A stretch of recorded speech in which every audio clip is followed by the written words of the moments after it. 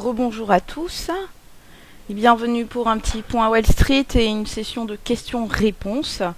Est-ce que son et image fonctionnent désormais? Je pense que oui, c'est ce que me disent mes collègues. Eh bien c'est parfait, on va donc pouvoir commencer.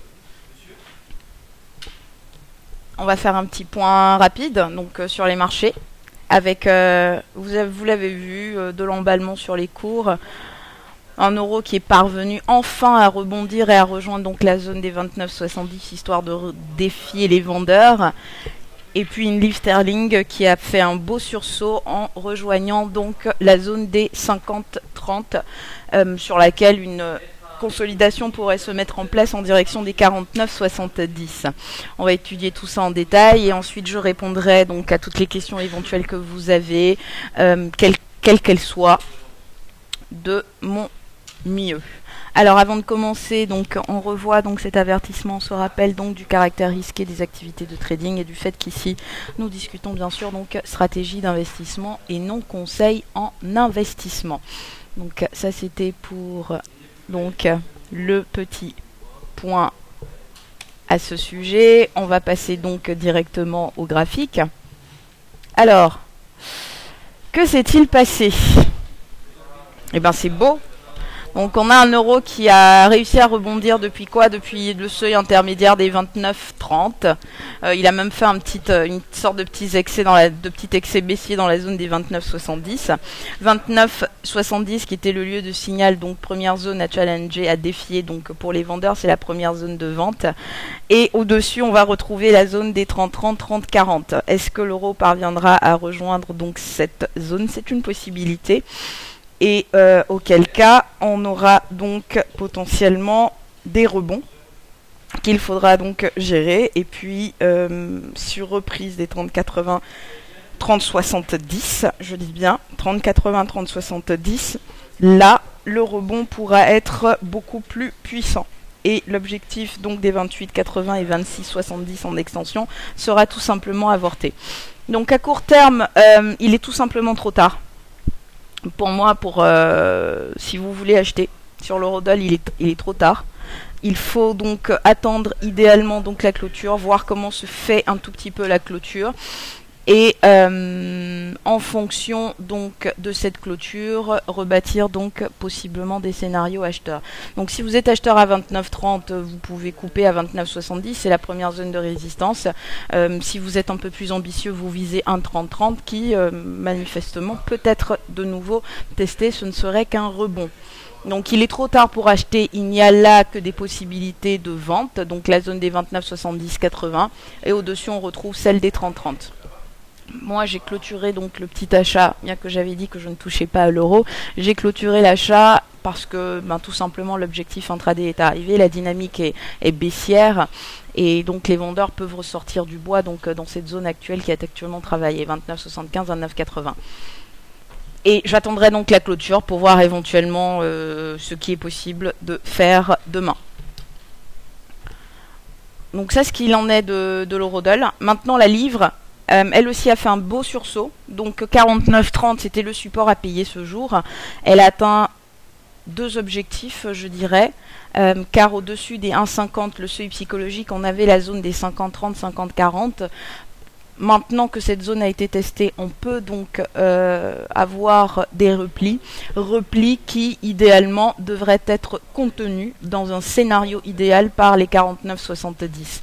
Donc on part du fait que les 48,70 points de départ donc d'une éventuelle stratégie de rebond, 49,30 c'était le support du jour sur lequel il fallait donc éventuellement renforcer si on était donc acheteur des 48,70. Les renforts sont faits, un objectif a été atteint à 50,40, surtenu donc des 1,50 en clôture, possibilité donc de rebond ultimement dans la région des 52,30, 1,53 sur la livre, avec un prochain palier majeur à 51,30, tout simplement la MM20.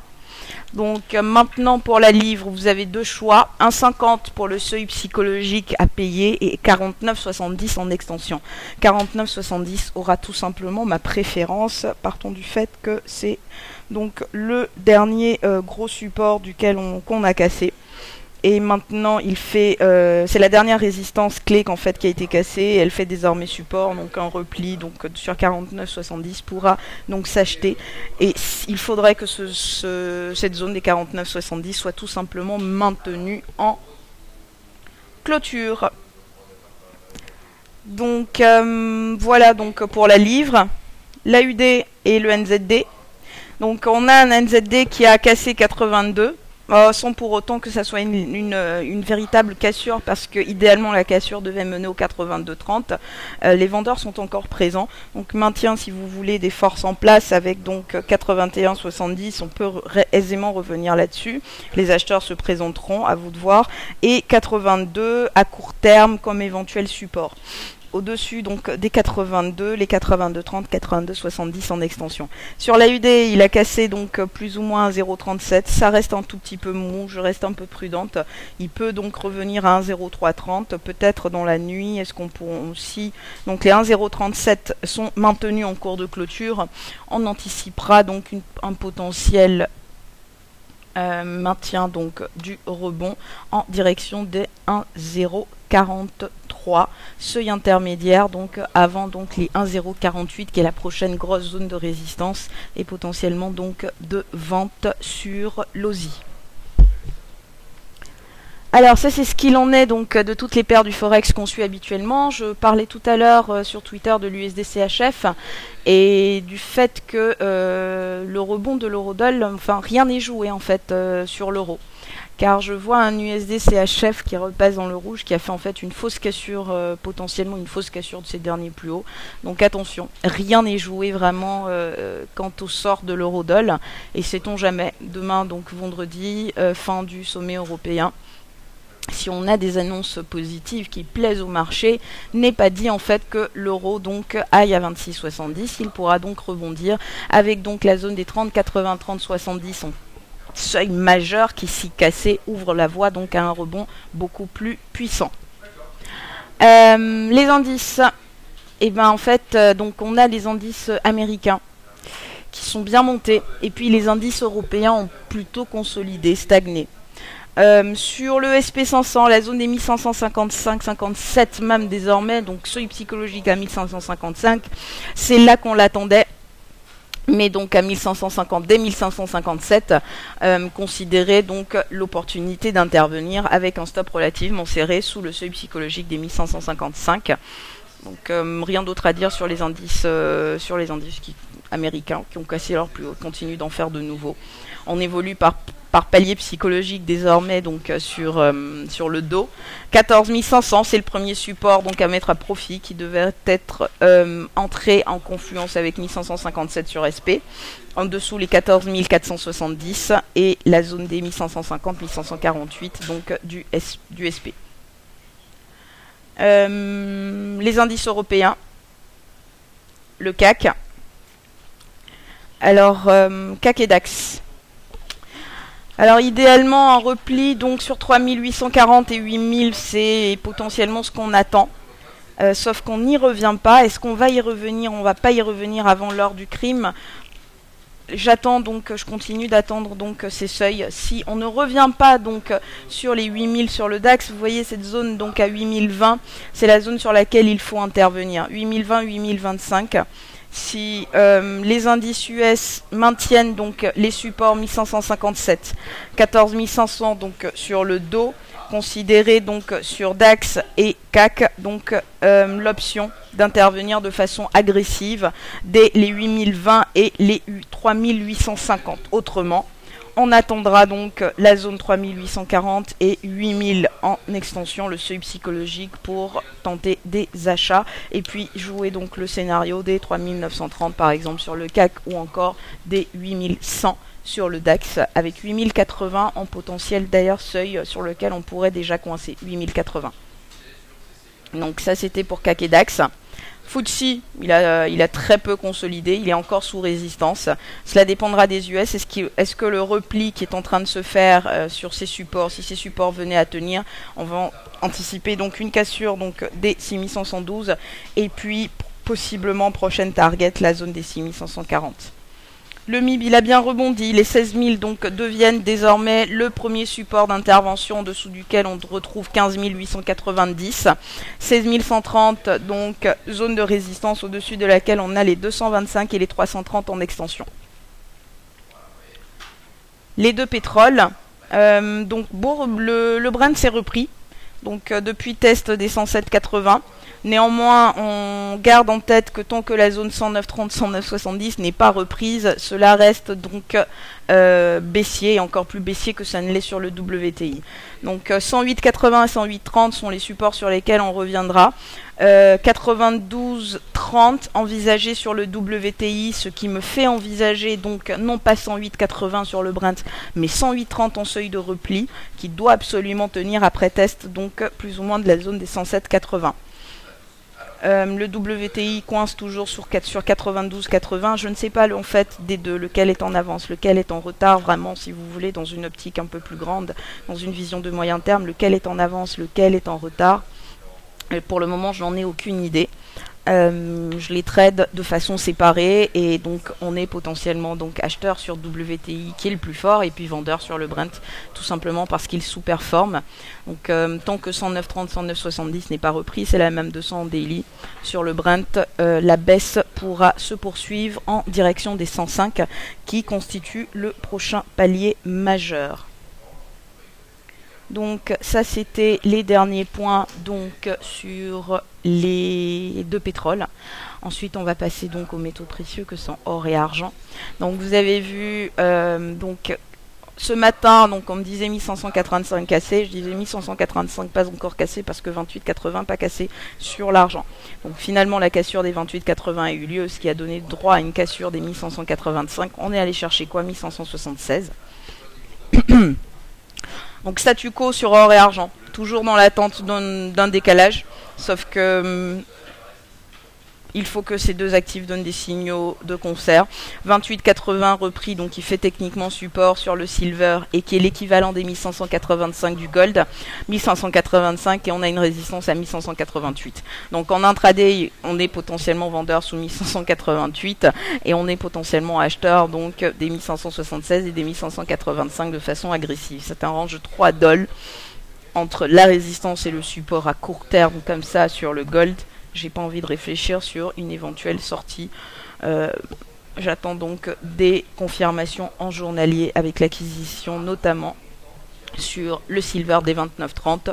Autrement, si cela ne se fait pas, c'est le scénario baissier qui prend le pas avec un maintien de la tendance et ce ne sera juste que des petits rebonds qui auront été donc qui auront échoué. Ça, ce sont les derniers points donc comme on a pu voir sur les métaux précieux. Est-ce qu'il y a des questions?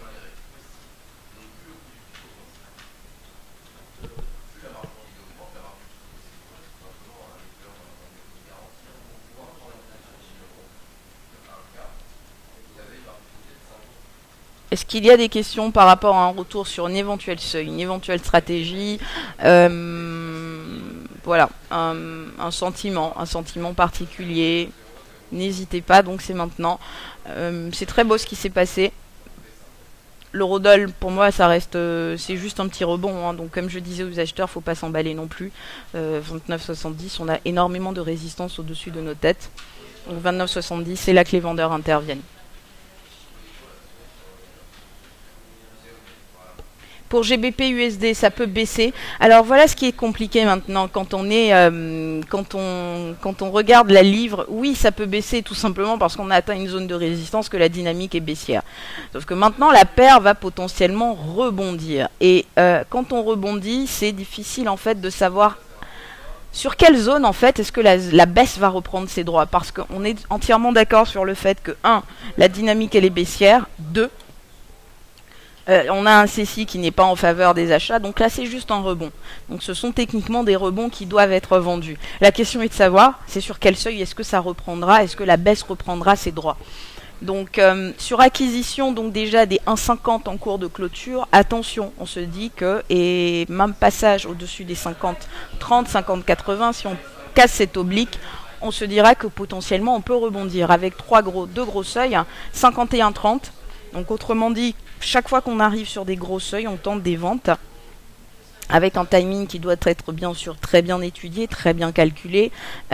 Pourquoi pas en fonction de ça tombe, avoir une zone de résistance et une statistique qui théoriquement plaide pour une baisse, c'est le scénario par exemple idéal. 51,30, on reviendrait sur 51,30 sur la livre sterling et que cela correspondrait à une publication sur l'inflation de la BOI ou une production industrielle ou manufacturière qui est attendue en baisse, ça tombe bien, vous vous placez vendeur. 51,30. Si on passe au-dessus des 51,30, j'ai une zone à 52,30 et 53 en extension qui potentiellement pourra être de nouveau vendue, partant du fait qu'on est dans une dynamique baissière. Maintenant, à court terme, on a atteint un objectif, 50-40, 50-30, de la même façon que l'eurodoll a atteint un objectif 1 en intraday, 29,70. On peut consolider.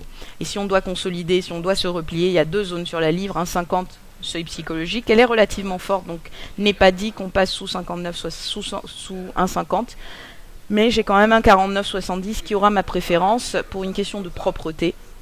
Les marchés sont très propres techniquement, on casse des résistances, on y revient, c'est techniquement donc la zone à mettre à profit. Donc j'envisage plutôt un 49,70 comme seuil de repli après donc test des 50-40. Donc oui, ça peut baisser, la dynamique elle est baissière, etc.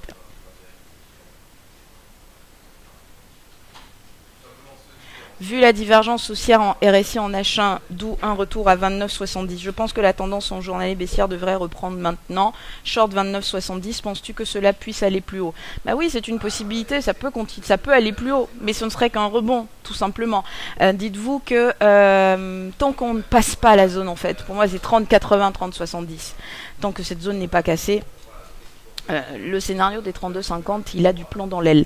Donc 29,70, vendre à sur cette zone, c'est légitime, c'est rationnel, j'ai rien à y dire. Donc oui, vous vendez à 29,70, je comprends, tout en sachant qu'on peut encore aller plus haut, avec donc un 30-30 en potentiel au-dessus.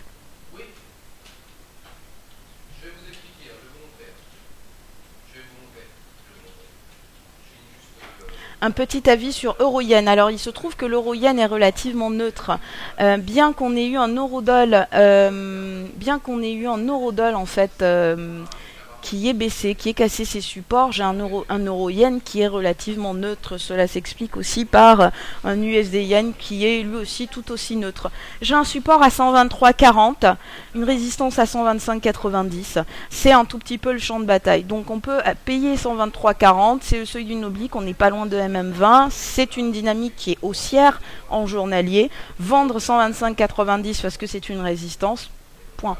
Donc mon avis sur l'euro-yen, je suis très neutre sur l'euro-yen parce qu'ici il ne passe pas grand chose. Donc la tendance reste en place. Est-ce qu'on va consolider en direction des 121,30, 120 en extension, ou est-ce qu'on va continuer de monter en direction des 127,40?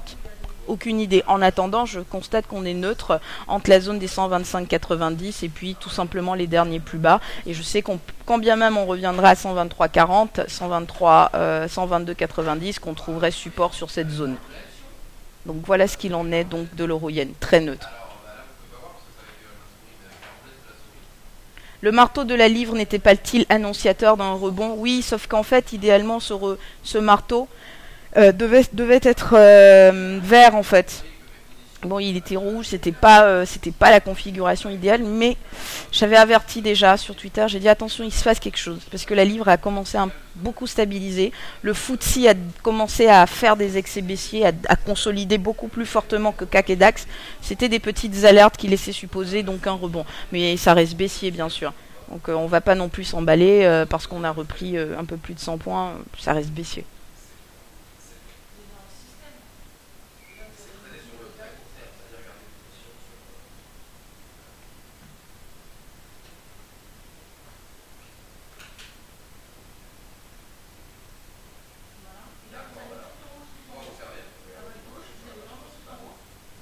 Alors, est-il judicieux de penser que c'est le moment d'entrer sur EuroCHF pour viser les 1,24, puis pourquoi pas les 1,2570? Rapidement, on va regarder l'EuroCHF.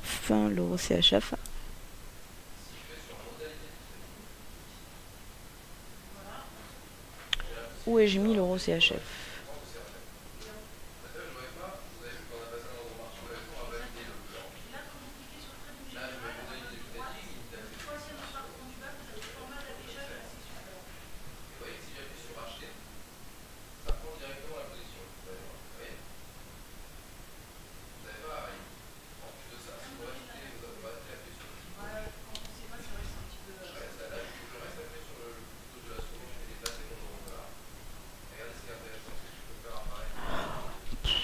aussi neutre que l'euro yen, j'ai envie de dire. Oui, vous pouvez donc entrer avec un stop, pourquoi pas sous les 1,23 pour viser potentiellement les 1,24.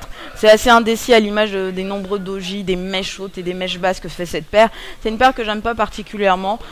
C'est neutre. Oui, vous pouvez tenter donc un achat avec un stop sous les plus bas du jour ou si vous en avez la possibilité sous le 1,23 pour viser 1,24 et puis donc bien sûr 1,25 et 1,25,70.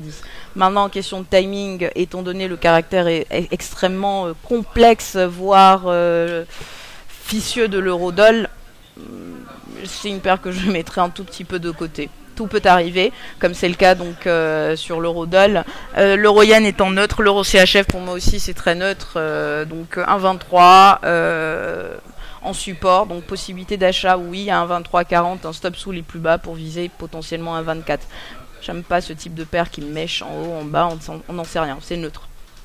Donc oui, c'est une stratégie qui peut se faire.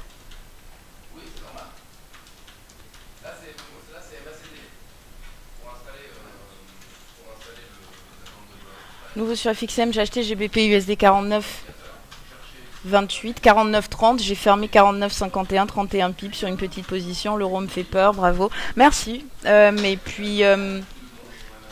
si vous connaissez la livre, vous entrez à 49,30, elle était belle, 49,70, ça sentait qu'elle poussait un tout petit peu. Donc vous êtes entré à 49,30, même 28, ouais, vous êtes sorti un tout petit peu... vous êtes un tout petit peu sorti avant la résistance qui était à 49,70, qui était vraiment l'objectif, mais vous êtes sorti en gain, c'est l'essentiel. Donc bravo à vous Befara, et non pas bravo à moi, c'est bravo à vous.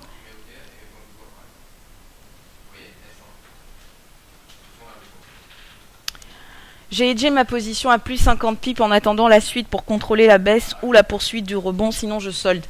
Franchement, moi j'ai préféré clôturer. Parce que la dynamique est quand même, elle est baissière. Certes, c'est beau ce petit rebond qui a eu lieu, mais la dynamique est baissière. J'aime pas en fait la cassure par exemple sur l'AUD. Les 1,037, c'est mou quand même comme type de cassure. Pareil sur le NZD, il casse 82, mais il me fait quoi? Il me fait 15 pips. C'est mou. En fait, c'est la livre qui elle, a donné de belles sensations. Le reste ne me plaisait pas énormément, raison pour laquelle, personnellement, moi j'ai préféré couper et puis me dire qu'on y reviendra demain. On verra déjà en fonction de la clôture. Mais oui, c'est une possibilité, Salvador. Alain, c'est une stratégie qui peut se faire. Donc vous pouvez hedger votre position et puis effectivement passer stop 0. Au cas où, effectivement, on continue de monter et puis on va à 1,30-30. Je me suis connectée juste pour te dire au revoir et bon vent à toi. Merci 15 Cantal et j'espère... de toute façon, je vous aurai encore demain lors du morning. Et puis, voilà, merci à vous.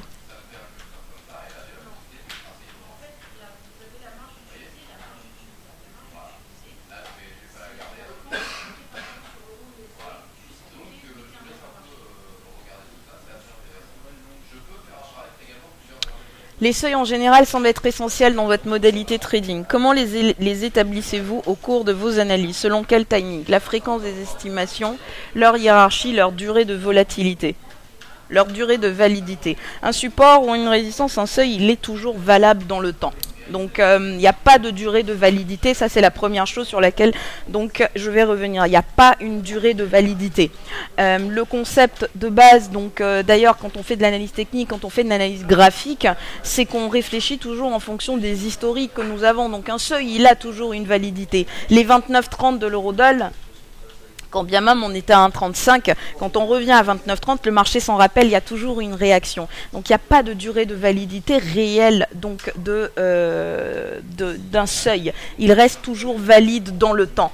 Maintenant, pour ce qui est la fréquence, quand vous dites la fréquence des estimations, j'aimerais bien une petite précision parce que j'ai du mal à interpréter votre question. Établir un support ou une résistance, selon quel timing, on va toujours basculer, on va toujours aller donc des unités de temps les plus longues aux unités de temps les plus courtes. J'apprécie particulièrement donc le daily, le 4 heures et puis l'horaire, je dirais même H2. Une chose, c'est que je trouve que ces derniers temps, les marchés étant court-termistes, il est difficile Il n'y a que lorsque on a de grosses envolées, de grosses baisses, et qu'on ne sait plus où est-ce qu'on en est, que j'ai tendance à regarder un graphique en weekly, où je le regarde en début de semaine et je regarde en fin de semaine éventuellement, ou tout simplement en début de semaine. Mais les graphiques weekly, j'ai un tout petit peu tendance à les mettre de côté ces derniers temps, tout simplement parce qu'on est dans des marchés qui résonnent à court terme, qui sont court-termistes. Donc en termes d'unité, et c'est toujours ce que je privilégie, c'est le daily, c'est le 4 heures. J'aime beaucoup le 4 heures. Et puis H2, H1, dépendamment donc de votre capacité à être hyper réactif sur les marchés. Donc préciser pour la fréquence des estimations. Si vous vous trouvez isolé, quelle est la seule paire que vous continuerez de trader? Ce sera toujours le câble. Ça sera toujours le câble, toujours la livre, parce que c'est ma paire favorite, parce que... et c'est aussi ça aussi sur le marché. On choisit un actif qu'on comprend, qu'on aime bien, sur lequel on a potentiellement des informations. Je suis en zone euro, je fais tout vis-à-vis de l'euro, mais j'ai pas de feeling particulier vis-à-vis de l'euro. La livre... allez savoir pourquoi, je la comprends. Et puis, j'aime aussi, c'est aussi mon profil, j'aime les actifs qui sont volatiles. Et la livre, elle est volatile. Autant, donc, c'est la seule qui peut faire une bougie d'un jour, 200 pips. Donc j'aime bien le dollar canadien parce que, voilà, encore une sensibilité personnelle, parce que j'ai vécu au Canada, et puis aussi parce que je trade le pétrole, et parce que c'est une paire qui est volatile. Donc je me retrouverai isolée toute seule, la seule que je continuerai encore et toujours de trader, et celle que je vais toujours regarder, celle qui aura toujours ma préférence, ça sera toujours la livre sterling.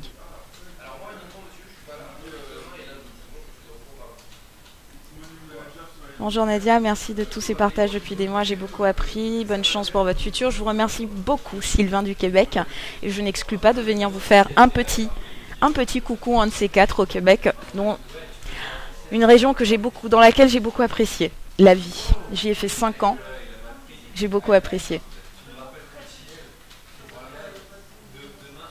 Quelle paire de devises puis-je sélectionner pour demain, vu le calendrier économique? Alors, on va rapidement ensemble revoir déjà le calendrier économique, et j'ai envie de vous dire que vous tous, c'est...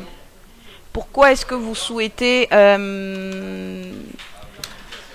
Quand vous regardez le calendrier économique, vous allez voir qu'il est essentiellement orienté demain vers les USA. Il est où l'agenda de la semaine? L'agenda de la semaine... On va revenir sur l'agenda de la semaine. Revoir l'agenda donc de demain. Donc vendredi, on a quoi? On a donc l'indice des prix à l'inflation aux USA. Les chiffres... non mais je suis à jeudi, pardon. L'inflation donc en zone euro. Je pense que ça sera pas... il est peu probable que l'inflation donc crée donc un mouvement sur l'euro. Par contre, c'est l'inflation aux USA et la production industrielle aux USA, et puis l'indice de confiance du Michigan. Quand on regarde ça, on se dit il y aura des mouvements sur le dollar. S'il y a des mouvements sur le dollar, toutes les paires seront potentiellement impactées et les indices seront potentiellement impactés. L'inflation a un petit effet particulier sur les métaux précieux que sont or et argent. Donc, si je regarde l'agenda comme ça demain, je me dirais que tout est tradable. Avec une particularité, c'est les indices. Pourquoi? Parce qu'on a production industrielle, indice de confiance du Michigan, petit caractère chauvin des US sur les indices américains, il risque d'y avoir de la volatilité. Donc, à regarder l'agenda comme ça de demain, si je devais faire un choix en termes d'actifs, l'indice des prix à la consommation en zone euro n'appellera pas un choix particulier vis-à-vis de la monnaie unique, ce d'autant plus que je vous ai dit, il y a le sommet européen. Ça ne me plaît pas du tout. On n'est pas à l'abri d'annonces, donc j'aurais tendance à exclure l'euro. Je regarde le reste, je me dis il y aura des mouvements sur le dollar, donc en fait tout est tradable. Après c'est une question de choix, et le plus gros potentiel il se trouve où? Sur les indices. Et puis petit truc particulier vis-à-vis de l'inflation, l'or et l'argent, qui peuvent donc répondre aux annonces d'inflation.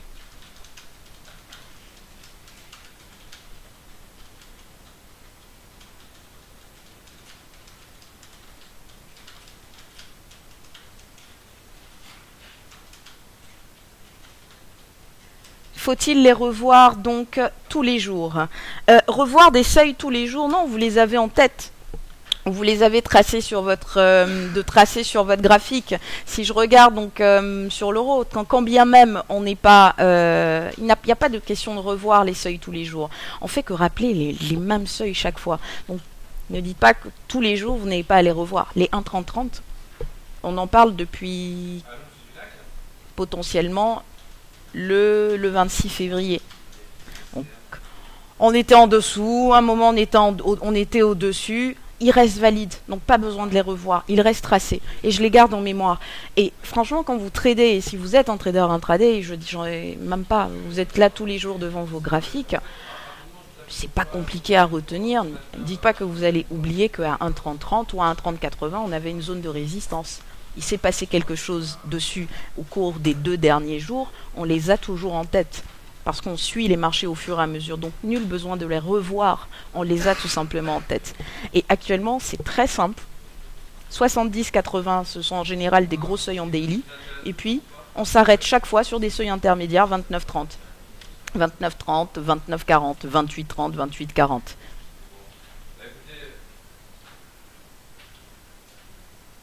Faut-il garder un achat EuroCAD payé 1,3310 ? Alors, rapidement, je vais demander à Adrian, parce que je sais qu'il avait une stratégie sur l'EuroCAD. Un achat 1,3310 sur l'EuroCAD. Alors déjà, vous auriez dû acheter un 1,3250, me dit Adrian. Est-ce que... On en est où?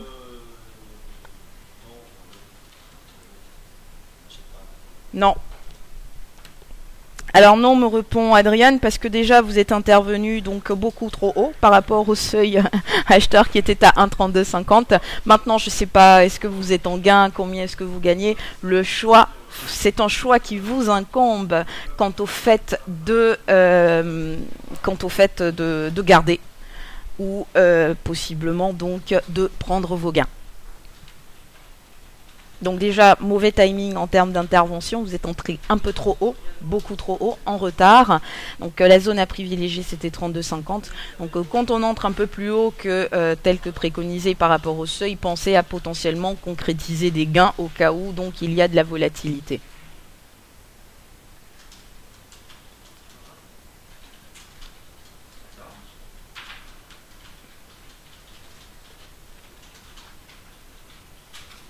Alors, attendez, que je revienne donc sur la petite fenêtre de chat et que je revoie donc éventuellement donc les grandes questions.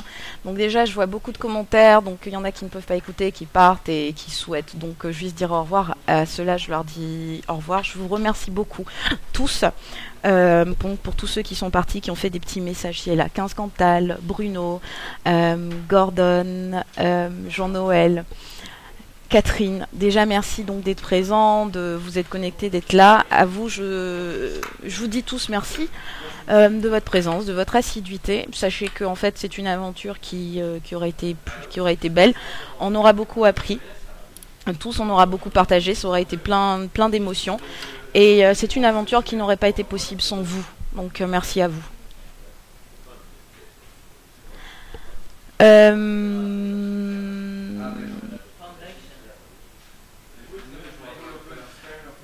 Les niveaux ne sont pas-ils préférables au chartisme, surtout en cette période compte tenu des news permanentes? Effectivement. Alors, moi je dirais que les niveaux, oui. Je dirais que tout ce qui est niveaux horizontaux, tout ce qui est oblique, canaux, etc., c'est beaucoup plus important ce jour que tout ce qui est figure avec les ETE, les ETEI, les BISO.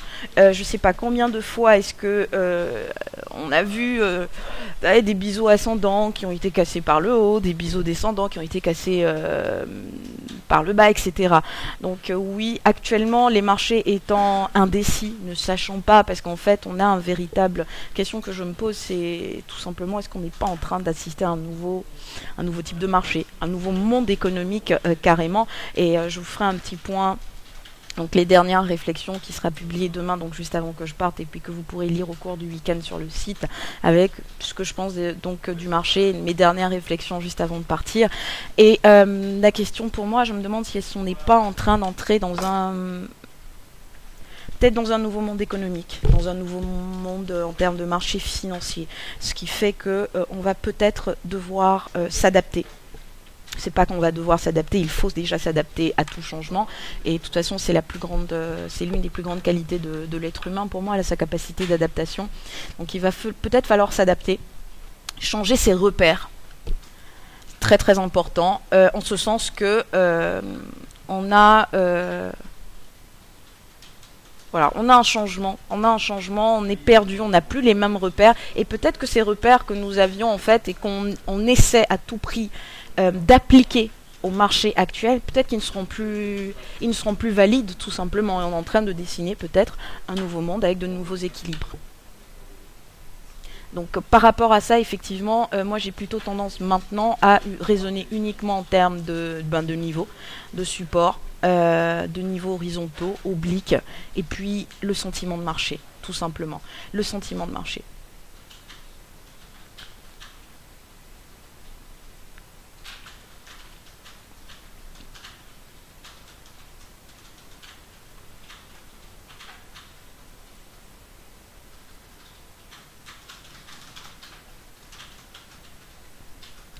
Imaginez que vous ne puissiez suivre les cours que 2 ou 3 fois dans la journée, plus la soirée. Quelle stratégie de trading avec quelles unités de temps seraient les plus judicieuses?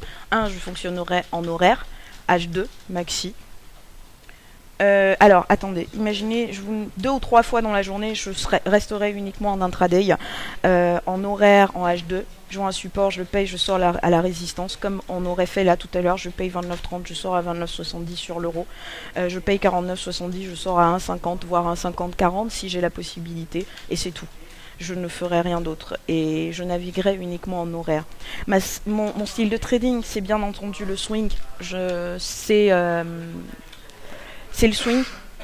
Mais je me rends compte d'une chose, c'est qu'on a un marché qui est de moins en moins, parce qu'il résonne très très court terme, il est plus du tout propice au swing. Donc maintenant, c'est de l'intraday, et j'ai même envie de dire que le scalping, certes, ce n'est pas une méthode que j'apprécie, mais c'est pas con. Franchement, il y a eu beaucoup de périodes ces derniers temps où vous en êtes rendu compte, où pendant des après-midi, on n'avait rien à se mettre sous la dent. On naviguait dans des petits ranges de 30 points, et ben en fait le scalper, tout ce qu'il faisait, c'était jouer ce range. Il rentre, il prend 10, 20 pips, il met peut-être un tout petit peu de levier, mais cela marchait relativement bien, et il avait quand même donc du business à se faire, il avait des opérations à faire, tandis que nous, à chercher donc bien sûr des gros mouvements et autres, on n'avait rien à se mettre sous la dent. Donc si je devais trader que 2 ou 3 fois dans la journée, je ne traderais donc que en horaire, en H2, sans me poser de questions. Je vois un support, je paye, je vois une résistance, je short. Et je ferais 2 choses. Je calculerais mon timing. Par exemple, sur les indices, je sais que je n'ouvrirai ma plateforme qu'à partir de 17h. Pourquoi? Parce que je sais qu'à 17h30 et 18h30, Wall Street va forcément donner une nouvelle impulsion. J'aurai 2 horaires, donc voire 3 horaires type favoris, c'est le matin très tôt. Quand je dis très tôt, entre 9h et 11h, pas plus tard que 11h. Après 11h, donc il y a déjà donc une nouvelle donne, si vous voulez, sur les marchés. Donc je traderai entre 9h et 11h. Ensuite, je ne ferai plus rien jusqu'à 17h30, 18h30. Et la dernière heure, c'est celle de 21h. Pourquoi? Parce que vous avez peut-être pu noter aussi 21h, Wall Street, ils sont tout seuls. C'est la dernière heure, presque la dernière heure, et en général, il y a des accélérations. Donc ce seront ces horaires-là que je privilégierai, et puis dans des unités de temps bien sûr très courtes.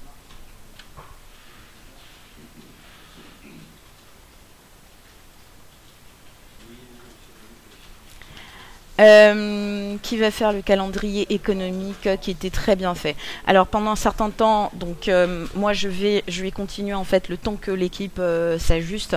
Je continuerai d'envoyer en fait l'agenda de la semaine à mes collègues. Donc vous pourrez toujours lire cet agenda. Donc merci déjà pour ce commentaire, Phil NFP. Et vous aurez toujours cet agenda. Donc on va tout faire pour que le contenu que vous aviez demeure, voire continue d'être innové. Donc l'agenda, ne vous inquiétez pas, quel que soit l'endroit où je serai, pour l'essentiel c'est qu'il y ait une connexion internet et que j'ai un ordinateur, et c'est le cas.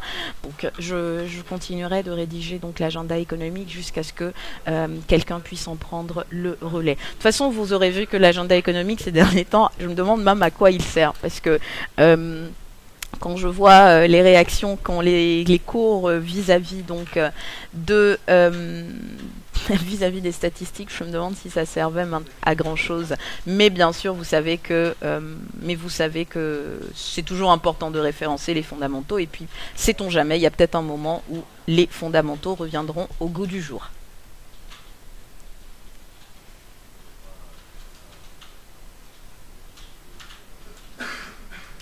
Est-ce que les robots sont calés sur les niveaux eux aussi? Oui, les robots aussi sont calés sur les niveaux, mais il faut savoir une chose, et on parle beaucoup des robots.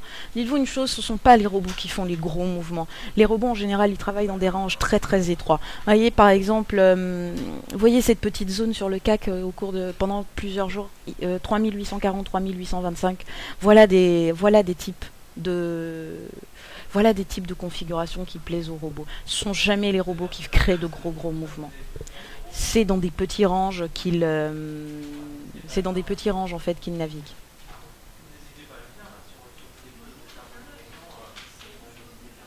Ces dernières années, est-ce que le monde des marchés ont déjà changé? Oui, je dirais que il y a eu le changement. Là, nous sommes en mars 2013. Il y a eu un changement qui a été depuis l'année dernière, je dirais un peu sur un an. Et puis, je dirais que ce changement a atteint son paroxysme lorsqu'on a eu l'annonce du QE4, lorsqu'on a eu le quantitative easing de la BOJ. C'est là que les changements sur les marchés ont atteint leur paroxysme, dans la mesure où jusque-là, on était conscient en fait d'une décorrélation entre l'économie de marché et puis l'économie réelle. Et la majorité, donc je dirais des opérateurs, des économistes, ne s'attendaient pas, je pense, à ce que on fasse encore et toujours des opérations qui sont dites ne pas marcher. Je pense donc à tout ce qui est assouplissement quantitatif massif. Et le paroxysme, pour moi, il a été atteint. Donc avec l'annonce du QE4. Ça a été, c'est ça qui a cédé à une certaine incompréhension des opérateurs. Une certaine incompréhension des opérateurs et même de nous-mêmes, et qui a fait que, pour moi, ça a véritablement changé.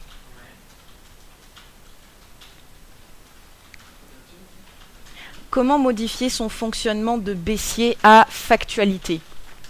Comment changer son fonctionnement de baissier à factualité? Alors ça, c'est une très bonne question. Je crois qu'il faut prendre une claque. Personnellement, pourquoi est-ce que je suis passée à la factualité? Certains s'en rappelleront. Certains, ceux qui étaient potentiellement donc là depuis, qui sont là depuis l'année dernière, etc. Je crois qu'il faut prendre des claques. Moi, j'ai changé mon fonctionnement à partir d'une chose. C'est quand, je crois que c'est l'année 2011. 2011, toute cette montée sur la SP500 tous les jours, je me disais, c'est pas possible. On ne peut pas autant, on peut pas monter comme ça jusqu'au ciel alors que c'est la crise. Et d'avoir vendu pendant, pendant une montée de, je sais plus combien de points, c'est cette claque en fait qui m'a fait céder à la factualité. Ça, c'est point 1. Point 2, c'est le fait que j'ai compris une chose, c'est que il n'y a plus de corrélation entre économie réelle et économie de marché. Et puis 2, j'ai bien vu depuis la crise 2007 que les officiels sont présents. Donc, quoi qu'il arrive, je pense que le mot d'ordre derrière toute réflexion aujourd'hui des économistes, et je pense qu'eux-mêmes ne savent pas en fait où ils vont. Quand on regarde, eux-mêmes ne savent pas où ils vont. Toutes les beaucoup de mesures qui sont mises en place, elles sont mises en place. On ne sait pas ce que ça va donner. On pense que cela va donner ceci, parce que la théorie le dit, mais rien ne dit que ça soit effectivement le cas.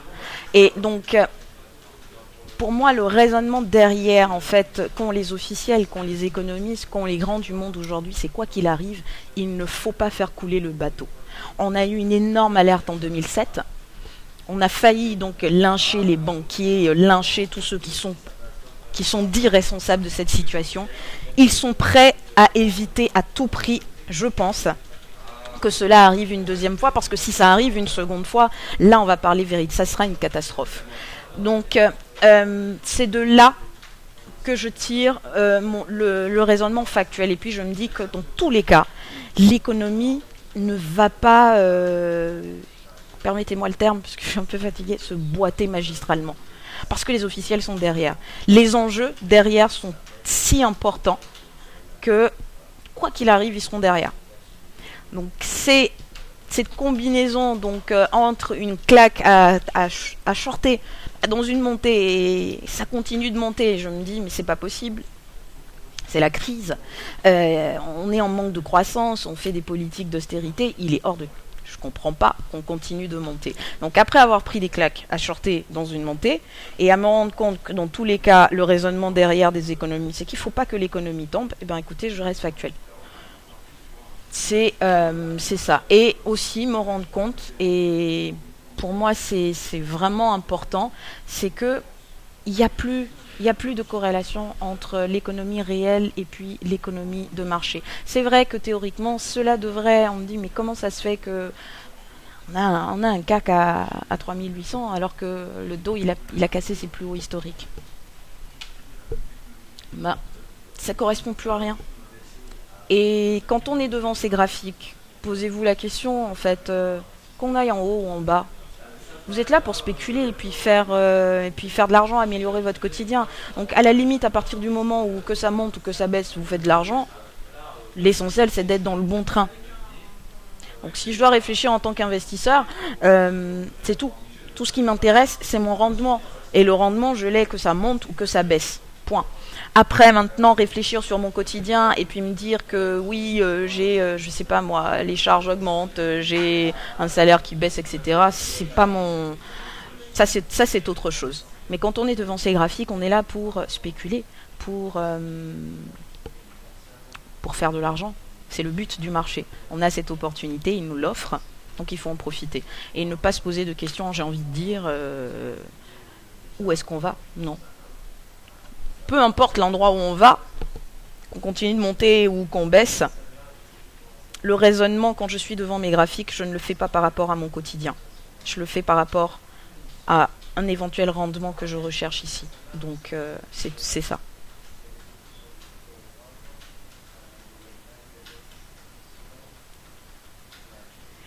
Tu as raison, mais un de ces quatre, on va prendre le fondamental en pleine figure. Je ne sais pas. Je ne sais pas. Et si? Et que si je dis, comme je dis, et si on était en train de faire en fait un nouveau monde économique, où on bascule sur autre chose, on va maintenant faire de nouvelles théories économiques. Ça peut être ça. Donc on peut avoir, ça peut être le cas. N'est pas dit qu'on doit forcément raisonner en fonction des anciens. C'est ça aussi, le monde se renouvelle sans cesse. Donc certes, on me dit la roue est déjà inventée, on ne peut plus rien inventer, j'en sais rien. Donc, et si jamais on assistait à un nouveau monde, à rupture des 50-40 de la livre, attention sur l'eurodoll à une cassure des 29,70, on peut aller chercher les 1,30.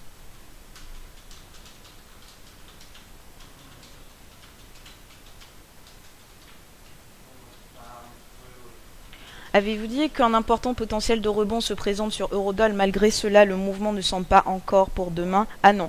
Alors, pour que le potentiel de rebond soit relativement conséquent, il faut casser la zone des 30,70, 30,80. Tant que cette zone n'est pas cassée, c'est ce gros carré rouge que vous voyez sur le graphique. Tant que cette zone n'est pas cassée, attention. Ça reste donc des rebonds. Pour ouvrir un potentiel assez intéressant et puis rejoindre donc les 31,70 et les 32,50 en extension, il faut passer donc cette zone. L'acheteur le plus prudent, il dira, bon bah écoutez, moi je paye pas tant qu'on reprend pas un 30-30.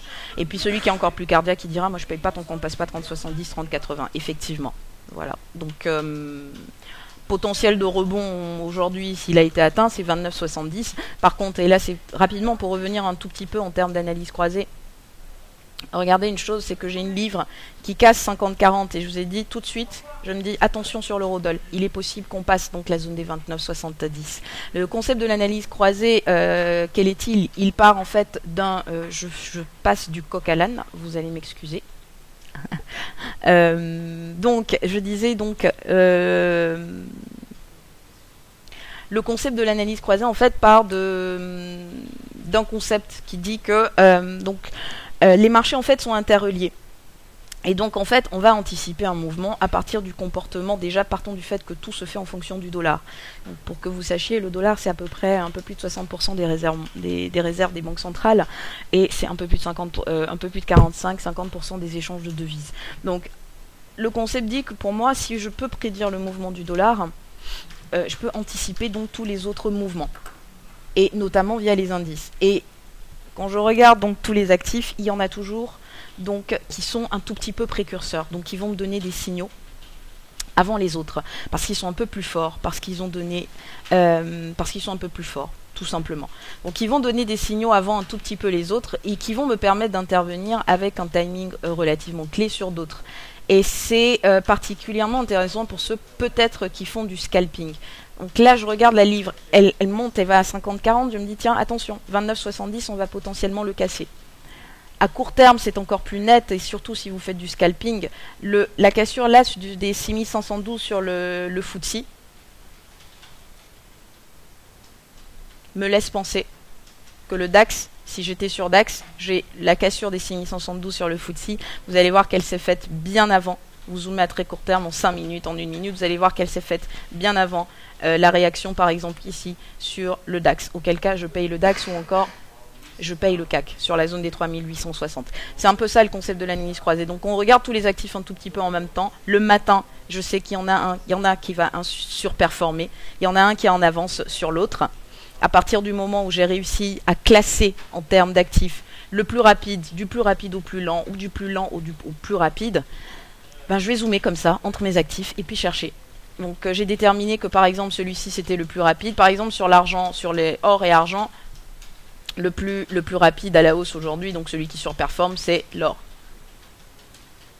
Là j'ai un or qui est sous résistance, 1588, et j'ai une décorrélation parce que j'ai un argent qui est passé sous les 28,80. Je pense que si on passe les 1588, ici je me retourne et je paye. Tout de suite. Parce que je pense qu'on a eu un petit excès. Celui-ci, c'est le driver à la hausse. Donc je vais payer l'argent dans l'optique qu'il suive l'or parce qu'il est un tout petit peu en retard. Donc rapidement, pour être passé du coq à l'âne, voilà. C'était, mais je reviendrai un peu plus là-dessus. Je reviens donc sur les différentes questions. Et je ne sais plus de quelle question, à quelle question je répondais pour ensuite avoir basculé aussi rapidement sur l'analyse croisée. En fait, c'est juste parce que j'ai vu ce mouvement sur truc.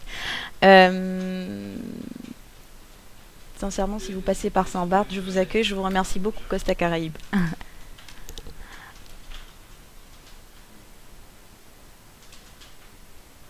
Bonjour Nadia, je ne vois jamais d'indicateur sur tes graphiques.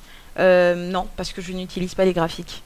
Je n'utilise pas du tout les indicateurs. En général, je vais utiliser un indicateur quand je n'ai aucune vision en journée, quand je n'ai aucune vision de ce qui va se passer, j'ai aucun plan, je n'ai aucune stratégie, et surtout, je vais les utiliser, je vais les regarder en général en journalier ou en regarder en journalier ou en weekly, dans des unités de temps longues. Ce n'est que comme ça, et que vraiment quand je n'ai aucun avis, aucun biais tranché, aucun avis, je n'ai aucune vision, ma vision est complètement brouillée, c'est uniquement là que je me permets donc de mettre des indicateurs. Les indicateurs étant une résultante des prix, il y a toujours un petit facteur de retard. Donc raison pour laquelle mieux vaut regarder le comportement des prix, tout simplement. Et puis sur les indicateurs, ce qui va être intéressant de temps à autre à regarder, ce sont les divergences. Le gros problème aussi des divergences, c'est que vous pouvez avoir des divergences qui vont se matérialiser pendant des semaines avant donc qu'elles jouent potentiellement donc leur rôle. Donc, mais pas d'indicateur, pas besoin.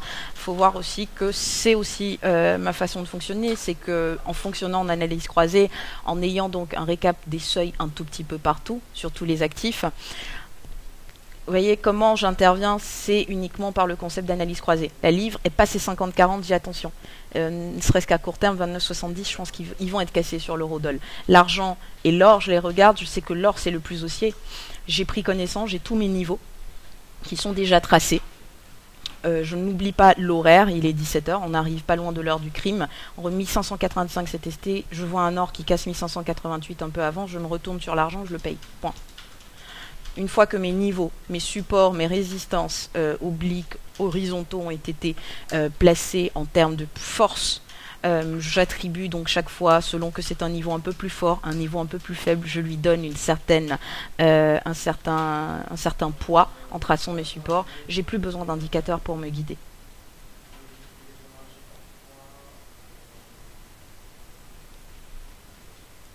Les statistiques servent de déclencheur pour les mouvements d'impulsion, souvent.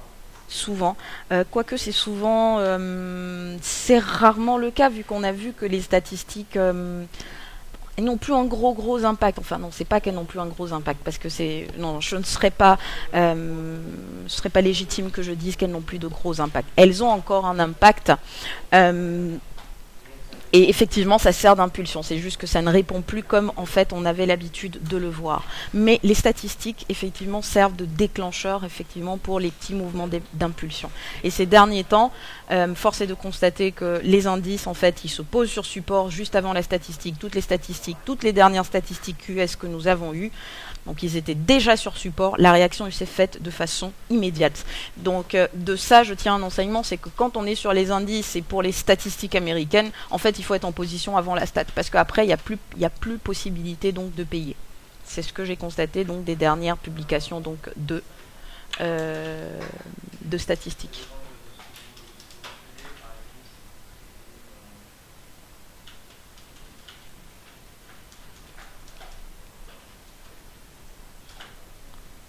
La dernière fois que les robots ont fait un mouvement, on a vu ce que ça donnait sur le SP, un flash crack, effectivement. Et dans un ensemble, moi je pense que maintenant, en fait, chaque fois qu'on va avoir étant donné que les marchés sont soutenus, et ce jusqu'à ce que l'économie revienne à la normale un tout petit peu, ou qu'on ait à nouveau des corrélations entre économie réelle et économie de marché, voilà ce que je pense, c'est que on peut avoir des cracks, hein, mais on aura justement ce que Tusnut, Denis, vous dites, c'est des flash cracks. On va avoir des flash cracks et c'est potentiellement ce qu'on a en fait depuis un bon bout de temps. Donc en une journée, on se prend 5% de baisse et puis le lendemain, on remonte de 3%, on reprend 3%. Et puis on poursuit tout simplement. Donc je pense qu'on aura des périodes de tension sur les marchés, mais ce seront des flash cracks. Et ça potentiellement jusqu'à ce qu'on ait une meilleure vision sur le plan économique et puis potentiellement donc des changements en termes de politique monétaire, notamment des retraits de quantitative easing et autres. Et pour le moment, bon, on en est encore un tout petit peu loin. On a encore de la marge devant nous.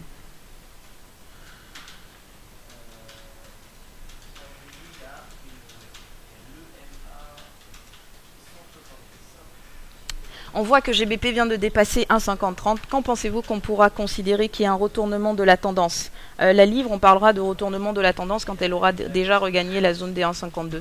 Enfin, même pas, on parlera même pas de retournement de la tendance à 1,52 si vous zoomez en weekly. Assez rapidement, je pense que la MM, elle est où mon petit graphique weekly sur...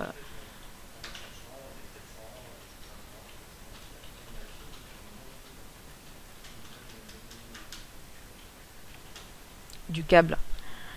La livre, pour parler de retournement, on va quand même attendre de reprendre la zone des 52,70, voire je dirais même un 55. Tant qu'on est sous 56,40, c'est en fait le seuil de l'oblique même qu'on a cassé en weekly, ça reste baissier, hein, il y a quand même du terrain à reprendre. Donc la livre, on ne parlera pas de retournement, on parlera donc de rebond.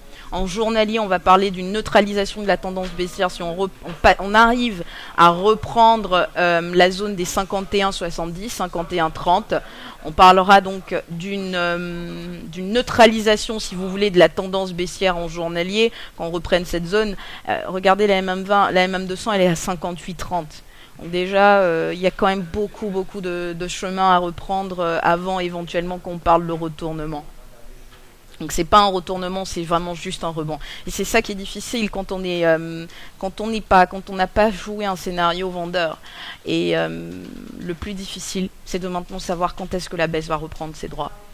Donc chaque fois qu'on va remonter sur chaque résistance, on est obligé un tout petit peu de taper, mettre son stop à 0 pour potentiellement donc attendre une reprise de la baisse. C'est vraiment ça qui est le plus difficile. Donc regardez, à 1,54, elle n'aura retracé que 38% de sa dernière vague baissière. Donc jusqu'à 1,54, on peut considérer que c'est baissier. Moi j'ai un 1,55, donc elle repasse pas au-dessus d'un 1,55. Je ne parle pas du tout de retournement.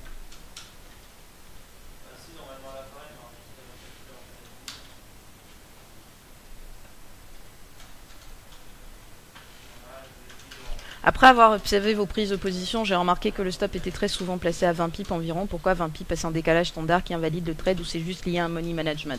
Donc il y a une question de money management, il y a une question de s'adapter aux conditions de marché. Je sais que par exemple, dans une dynamique, par exemple sur l'euro, si j'ai payé donc 29,30, pourquoi j'ai mis un stop à 20 pips, 29,27? Parce que je sais très bien que la dynamique elle est baissière. Moi je suis à contre-tendance, je veux jouer un petit rebond de court terme. Donc en général, je vais utiliser un stop qui est relativement serré comparé à un achat quand on était à comment dire, non, je me perds un tout petit peu dans mon explication. Donc c'est pas un truc standard, déjà on va l'adapter à une paire, on va l'adapter aux conditions de marché. Je sais que je suis dans une dynamique baissière, je sais que l'eurodoll il a du mal à reprendre du terrain, donc à tout moment, la baisse peut reprendre ses droits. Donc, j'ai un objectif qui n'est pas extrêmement ambitieux. Donc déjà, la première résistance est déjà bien, 29,70. Et puis 2, je mets un stop serré parce que les conditions de marché ne sont pas en faveur donc d'un achat. C'est un achat qui est spéculatif. Après, on s'adapte en fonction donc des actifs. Sur la livre, en général, on a un stop qui est quand même un peu plus large que sur l'euro. Pourquoi? Parce qu'elle est beaucoup plus volatile. Elle a tendance à faire des mèches. Sur le pétrole, dépendamment donc des seuils sur lesquels j'interviens, quand j'interviens sur un seuil daily, quand je paye 90, je me permets de mettre un stop qui est un tout petit peu plus large, parce que c'est du gros seuil, je sais qu'on peut un tout petit peu balayer, comparé à donc si je rentre sur un seuil intermédiaire, là j'utilise un stop serré. Donc on adapte le stop 1 à son money management, 2 à l'actif même en question, 3 aux conditions de marché. Dans un marché extrêmement volatile, on aura tendance donc à faire attention pour ces stops. Sur une paire qui est également volatile, à les élargir, voire à ne pas prendre position. Dans un marché qui est baissier, comme c'était le cas sur l'eurodoll, pourquoi j'ai mis un stop à 20 pips? Parce que c'est baissier. Pareil sur la livre. Donc tout en ayant conscience du potentiel donc du potentiel de rebond qu'elle a, je sais que la dynamique est baissière, donc je ne vais pas risquer donc énormément. Je vais privilégier donc un petit stop.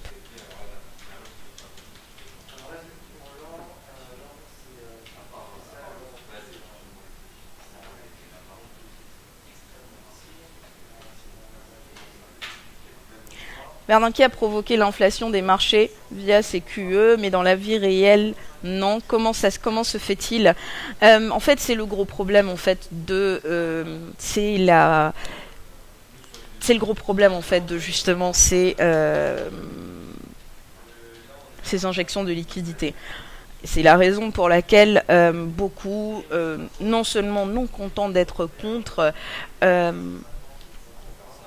ils voient donc quelque chose de faux, du doping, parce qu'en fait ça ne passe pas dans l'économie réelle, effectivement. Donc beaucoup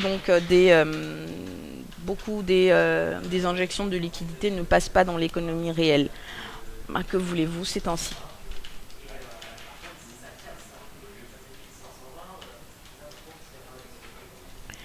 Comment devenir factuel? La claque, c'est le premier truc. Ensuite, on se met aux techniques pures et dures. On a une tendance en place, on la suit.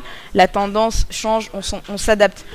Oui, la tendance change. 2, en fait, non seulement on prend une claque, ça c'est la première chose. Je pense qu'on prend d'abord une claque. En tout cas, pour ma part, ce fut le cas.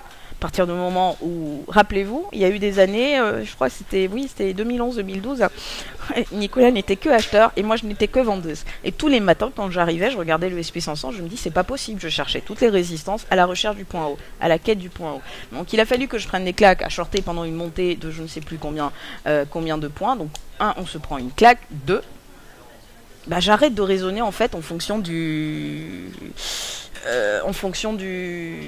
l'économie réelle, de ce que, comme je dis, de ce que me dit mon boulanger, parce qu'en fait je me suis dit bon, finalement, pourquoi est-ce que je me pose des questions quant au fait que ça monte ou que ça baisse? Parce que en fait, tout ce qu'on cherche ici, je dis moi mine de rien, ce que je cherche, c'est avoir des petites flèches vertes parce que j'ai payé ou parce que j'ai vendu. Donc finalement, peu importe le fait qu'on monte ou qu'on baisse.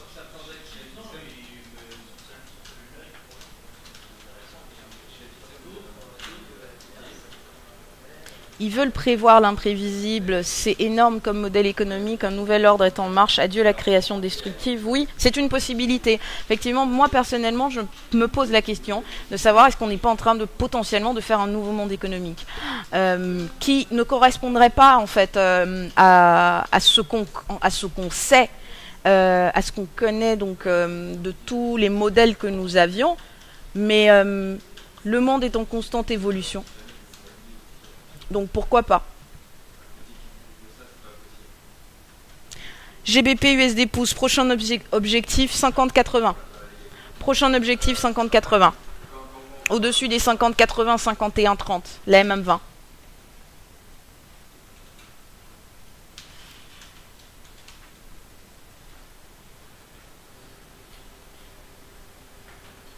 Merci Salvador, vous aussi vous allez manquer, vous manquez déjà d'ailleurs, tous.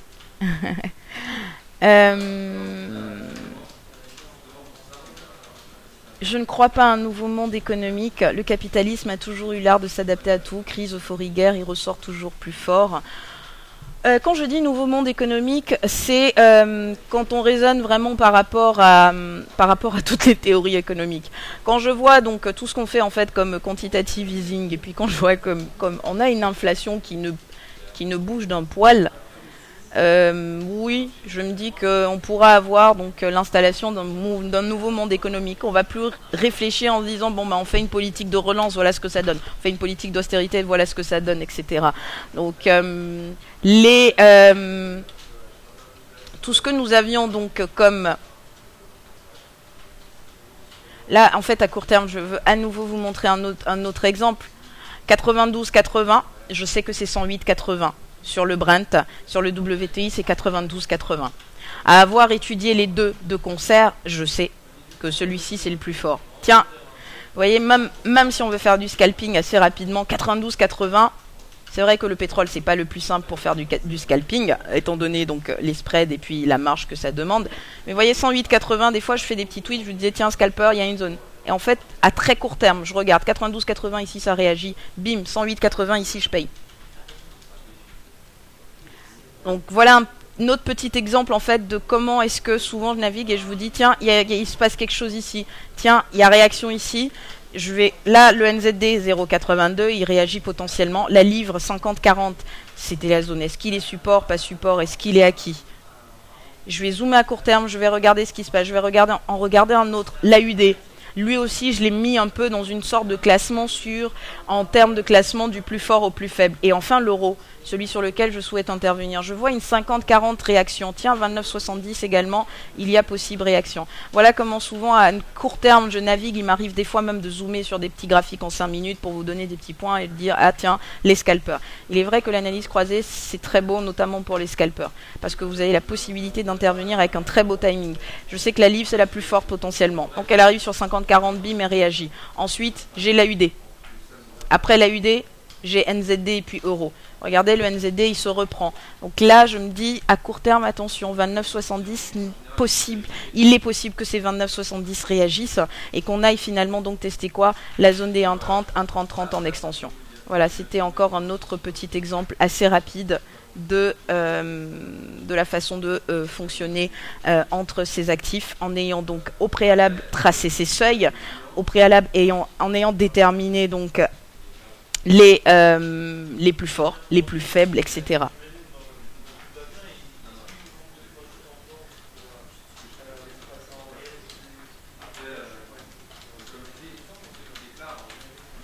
En tout cas, la belle anglaise te tire une belle référence pour ton, départ. Effectivement, je suis très contente pour la livre, la voir rebondir donc juste avant que je parte. C'est mon bébé. Et donc, effectivement, j'ai été très émue de la voir rebondir comme ça. Elle est à 1,50, c'est parfait.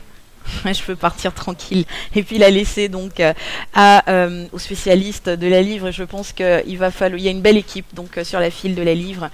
Donc je pense à Sailor, je pense à Kali, je pense à Robbie. Je sais qu'il y en aura pas mal qui pourront s'occuper très bien donc de ma belle petite anglaise pendant que je ne serai pas là. Et de toute façon, je ferai des petits passages ci et là sur le forum de temps à autre pour vous faire un petit coucou et puis vous dire ce que j'en pense.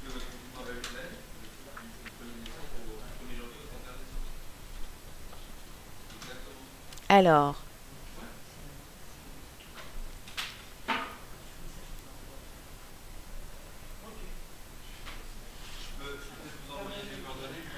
bonjour Nadia, comment font-ils pour faire sauter les stops et dans la foulée partir dans l'autre sens, s'il vous plaît? Et merci, quel est l'intérêt? Alors quel est l'intérêt? C'est vous piquez vos sous. En général, lorsque vous avez, donc vous voyez, on casse des seuils, il y a des accélérations, c'est des lignes de stop c'est des lignes de stop. Et des lignes de stop, il y a de la liquidité derrière. Donc c'est ce qui fait en fait que... Et dites-vous que la question des stops, c'est simple. Dites-vous bien qu'on sait très bien, on a une connaissance des seuils. Tout le monde a les mêmes seuils. Premier concept de base de l'analyse technique. Donc tout le monde, on a tous un peu les mêmes seuils. Donc on sait qu'il y a des acheteurs potentiellement à 29,30 et donc ils ont quoi? Ils ont leur stop en dessous, voire juste sous les plus bas. Alors il suffit donc de faire... Regardez ce qui se passe. Donc encore un autre exemple assez rapide, je me coupe encore à nouveau. Voilà, le concept de l'analyse croisée. La livre, elle a cassé un 50-40. Je sais déjà, d'ores et déjà, depuis ce matin, que c'est la plus puissante à la hausse. Le deuxième, c'était l'AUD. Vous zoomez même en 5 minutes, vous allez voir que l'impulsion, elle est partie avant. 1,50-40, bim, ça paye. Je vous ai dit quoi? Les 29,70 sur l'euro, ils vont réagir. Elle va chercher 50,80. Donc il est possible, je pense que l'euro va aller tester le seuil psychologique des 1,30. Peut-être s'arrêter à 1,30 parce qu'il est un peu plus lent. Bien que la zone qui demande à être testée et la zone potentielle de rebond, c'est 1,30-30. Le SP fait un nouveau plus haut. Et pareil sur les deux pétroles, donc il y avait des possibilités donc, de position assez rapidement. Je reviens à nouveau donc sur ce que je disais. Quel est l'intérêt? Quand on prend vos stops, y a des liquidités derrière, tout simplement. On prend des sous.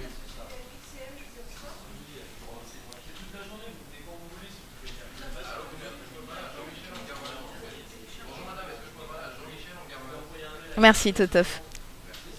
Bonjour Nadia, une nouvelle organisation est en cours. Non, je ne dis pas, dites-vous bien que là je ne raisonne pas à l'affirmative. Hein. Je vous ferai un petit point donc, pour que vous allez lire le week-end juste après mon départ, justement de ce que je pense un tout petit peu du marché. C'est pas un nouveau... c'est une question que je me pose, c'est une réflexion en fait qui trottine dans ma tête à me dire, tiens, est-ce que...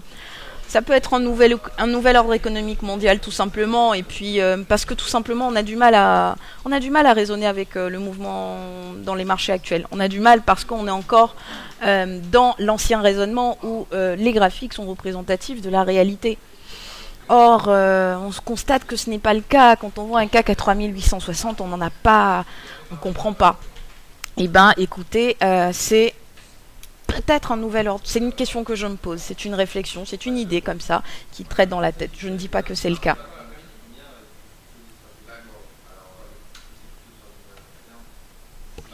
Faut-il vraiment suivre le plus rapide ou plutôt que se dire que c'est le plus lent qui marque la tendance? Pour moi, et parce que là, donc d'ores et déjà, je vois que tout pousse, les tendances haussières, etc. sur les indices. Là, j'ai envie de payer. Moi, je vais chercher en fait donc le plus rapide dans un premier temps. Maintenant, si vous, par exemple, vous êtes plutôt vendeur, quand on est vendeur, qu'est-ce qu'on va faire en fait? On va chercher, déjà, je sais que c'est le plus faible que je vais vendre. Donc potentiellement, quand je regarde un peu toutes ces paires, du Forex notamment, celui que je vais vendre en premier, qui est-ce? C'est l'euro, parce que c'est le plus faible. Alors ce que je ferai, c'est que je vais attendre en fait de voir le plus fort quand il va arriver sur sa résistance. Quand on va arriver à un 50-80 sur la livre, je pense que les 1,50-70-80 devraient correspondre au 1,30. La livre, elle échoue assez rapidement sur 1,50-80, et ben moi je vais aller vendre le plus faible sur l'euro qui sera sur 1,30. Et surtout si on ne passe pas à 50-80, je vais oublier l'objectif des 1,30-30 et me dire qu'on va coincer donc sur la zone des 1,30-1,30-10. Et là, je vais chercher à vendre. Donc en fait, le plus lent ou le plus rapide, peu importe. Le tout, c'est de savoir sur lequel vous souhaitez intervenir. Et une fois que vous avez déterminé donc qui est le plus rapide, vous voyez qu'il stabilise, il coince, ben, on va intervenir sur celui qui est le plus lent parce que de toute façon, on cherche à vendre.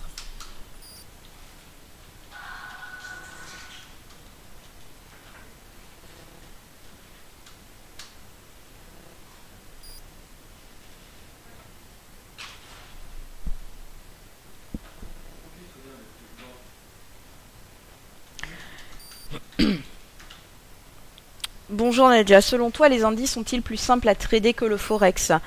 Alors non, enfin, et c'est là aussi que vous devez vous dire que en tant que trader vous devez être extrêmement réactif, vous devez vous adapter. Il y a eu des périodes, et je m'en rappellerai toujours, c'est quand, allez, au mois de... c'est cette année, hein, c'est pendant les vacances de Nicolas, je sais que la montée sur l'eurodoll, elle était magnifique à jouer. Et on s'ennuyait sur les indices, faisait des excès, des mèches hautes, des mèches basses. Donc, n'est pas dit que les indices, actuellement, sont les plus simples à travailler. Actuellement, c'est effectivement le cas. Les indices sont plus simples à travailler, donc que les indices sont plus simples à travailler que le forex. Mais n'est pas dit que demain ça ne change pas ou la semaine prochaine ça soit autre chose. On est donc un forex qui soit beaucoup plus simple à travailler. Vous devez donc, pour ce faire, vous adapter. Actuellement, je les trouve plus simples à trader donc les indices, comparé donc au forex, mais n'est pas dit que la semaine prochaine les choses ne changent pas. Donc en tant que trader, vous devez être extrêmement réactif, c'est tout. Et vous adapter aux périodes, parce que le marché change de semaine en semaine, des fois de jour en jour, des fois d'heure en heure, c'est incroyable, mais ça change. Donc vous devez tout simplement vous adapter. Vous allez avoir des périodes où ils seront pas intéressants à jouer les indices. Ils vont se mettre à sous-performer sur le forex, c'est le forex qui va prendre le pas. Bon ben vous mettez sur le forex et puis vous oubliez les indices. Si tu pars, cela veut dire que tu ne seras pas là pour la journée des conférences en avril. Non, je ne serai pas là. Éventuellement, je verrai la possibilité. Donc non, pour le moment, non, n'est pas dit que j'y sois. C'est...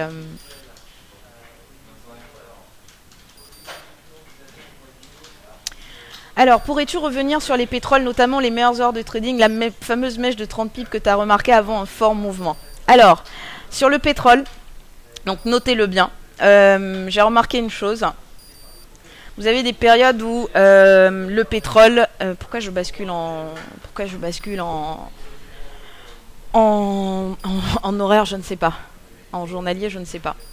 Alors, petite chose que j'ai remarquée. Donc le pétrole, en général, donc il y a des périodes où vous allez le voir casser 2 voire 3 supports journaliers en cascade. Et bien vous le laissez dévisser. Vous le laissez dévisser. Et vous allez l'attendre sur un autre support en journalier. Vous avez donc toutes les mises à jour, vous connaissez les gros seuils. Et la plupart du temps, ce que j'ai remarqué, il fait son point bas aux environs de 18 heures. Et il vous fait une énorme mèche. Attendez, on va chercher donc là.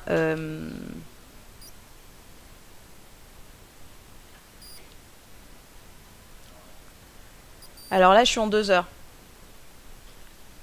Donc 89,70. 90. C'est le seuil psychologique. 89,70. On sait qu'il navigue en petits paliers, des fois, à chaque fois aussi de 30 points. Il a la capacité de faire des excès. Donc j'ai 89,70. Il fait un plus bas à 89,39. Il clôture là à 89,69,70. Et vous allez voir que cette mèche, elle s'est faite aux environs de 17h, 18h. Et là, on est non loin d'un seuil en journalier. En général, c'est le point bas. C'est de là que repart le rebond. Et il m'est arrivé très souvent de faire donc des journées où il casse des supports, je n'y comprends rien. Et ben j'attends. J'attends 17h30, 18h.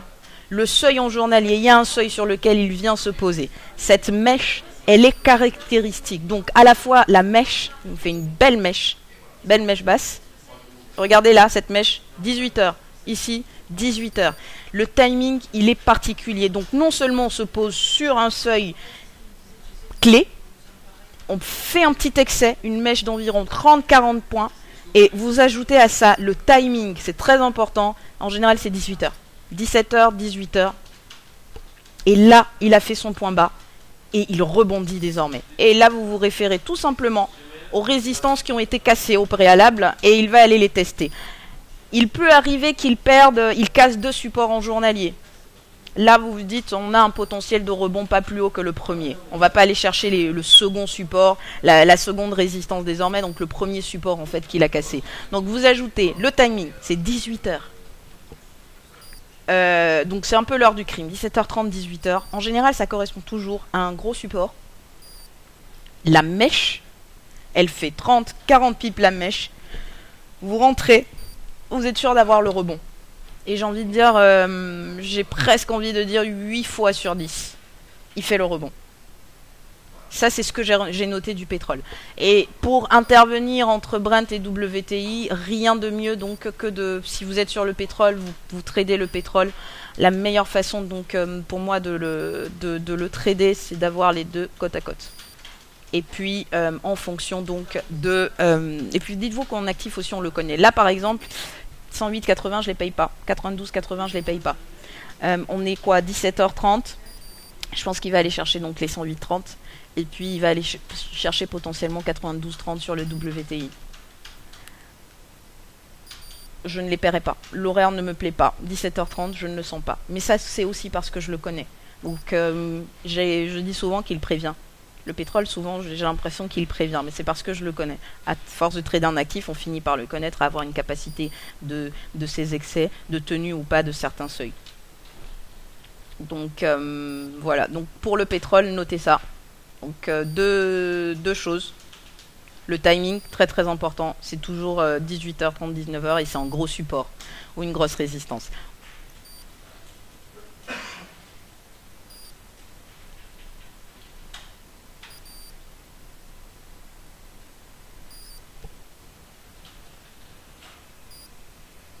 Comment détermines-tu l'importance d'un support ou d'une résistance? Un support en journalier qui aura donc...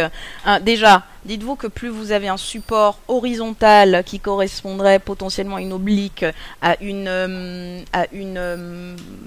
moyenne mobile, une borne basse de canal, ce genre de choses, ce support aura toujours une plus grosse... Plus vous avez de seuil de contact, donc plus vous avez potentiellement de soutien, plus ce support se révélera important. Il y a donc un support en journalier aura moins d'importance qu'un support en horaire. Les 29-30 c'est un seuil intermédiaire, c'est pas potentiellement un seuil en journalier. Donc un support en journalier sera beaucoup plus fort qu'un support qu'on aura tracé en horaire, car vous avez des supports en horaire et puis vous avez des supports également en journalier.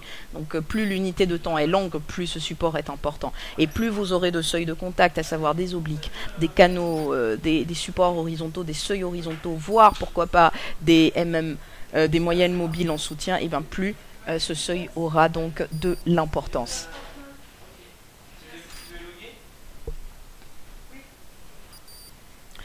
On nous vante souvent les qualités de tel MM pour les détecter. Faut-il passer tout en revue, toutes les séances? Non, du tout. Vous les avez en fait en référence. Donc c'est une sorte de référence que nous avons et que vous gardez. Donc il n'est pas dit qu'il faille la changer. Déjà pour les trouver, il faut jouer avec les chiffres pour trouver celles qui collent le mieux au cours. Donc vous avez donc après c'est vrai qu'elles deviennent de moins en moins valides. On sait qu'on avait par exemple sur l'eurodoll, pour ceux qui suivent un tout petit peu l'eurodoll, il y avait une EMA 12 qui se révélait donc un tout petit peu parlante. Donc vous voyez cette fameuse EMA 12. À un moment, elle est devenue de moins en moins valide. Ouais, cela semble être... Elle est de nouveau un tout petit peu valide parce que vous voyez qu'elle couvre un tout petit peu bien à la baisse. Donc ça reste des références à garder en termes de... C'est une référence que vous devez avoir. Donc là, certains ont trouvé donc la MVA 150 sur l'eurodoll, la 200. Moi, les moyennes mobiles, en général, je n'ai toujours qu'une MM20. Une MM200. J'aime bien pour avoir donc la référence un tout petit peu donc du marché, celle qui reste un tout petit peu des références. Et je sais que par exemple sur la livre, en weekly, il y a une EMA donc 96, qui est une sorte vraiment de pivot, de référence, et Equave quoi 58,50. Et quand je zoome en journalier, j'ai une MM200 à 58,30. Donc c'est parfait, c'est vraiment une belle zone qui, tant que par reprise, on ne parlera pas vraiment de retournement. Donc vous jouez avec les chiffres jusqu'à trouver celle qui colle le mieux au cours. En général, quand il y a beaucoup de volatilité, quand il y a des changements en termes de... Quand il y a des changements à la fois en termes de volatilité et potentiellement d'inversement, il y a eu des dernières communications qui laissent changer, qui laissent penser qu'il y a peut-être un changement de dynamique. On va rajouter une EMA, on va chercher une EMA pour donner un peu plus d'importance au cours, au dernier cours. Et moi, je le fais souvent après qu'il y ait eu des fondamentaux qui ont changé un tout petit peu le marché. Voilà. Donc, vous les gardez en sorte de référence. Et voilà. Alors, je dois quitter le live. Je tenais moi aussi à vous dire remercier votre patience et votre gentillesse. Merci à vous, Guy. Merci beaucoup pour tous ceux donc, qui ont fait donc, des petits messages de la sorte. Je vous remercie tous. Puis, je serai encore avec vous demain. Voilà.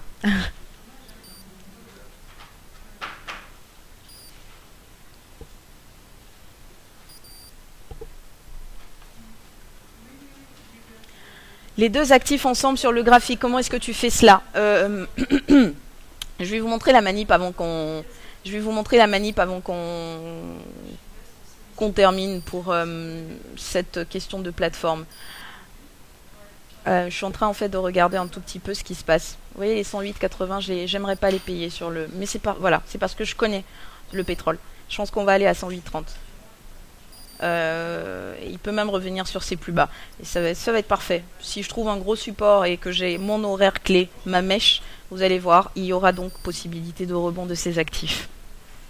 C'est souvent le cas, ce que j'ai constaté. Maintenant, quant à l'eurodoll, vous l'étudiez un tout petit peu avec la livre, elle arrive à 50,80 et l'eurodoll, il est où? À 1,30. Donc sur cassure des 50-80, attention, donc là ce sera donc potentiellement donc 1,30-10 voire 1,30-30 que l'euro pourra faire comme potentiel. Si la livre stagne ici à 50-80, c'est l'arrêt donc de l'eurodoll à 1,30. Après je vais aussi des fois regarder 82,30 sur le NZD. Tout arrive, enfin moi je trouve ça, enfin pas magique, mais je trouve ça... Je trouvais ma façon de fonctionner, c'est relativement simpliste, tout est sous résistance. Et plus j'ai une confluence de support, plus j'ai une confluence de résistance, mieux c'est pour intervenir. En général, je vais toujours attendre d'avoir donc 2-3 actifs qui me donnent un peu le même signal. Et là, je me dis, c'est bon, c'est maintenant que j'interviens. Après avoir déterminé donc à la fois le sens et puis l'actif sur lequel je souhaite intervenir. Si je suis vendeur, je vais attendre de voir un peu, donc je vais donc attendre de voir 2-3 échecs sous résistance, et puis là je me dis c'est bon, on y est. Quitte à entrer avec un timing qui soit moins clé, mais au moins être sûr d'être dans le bon train.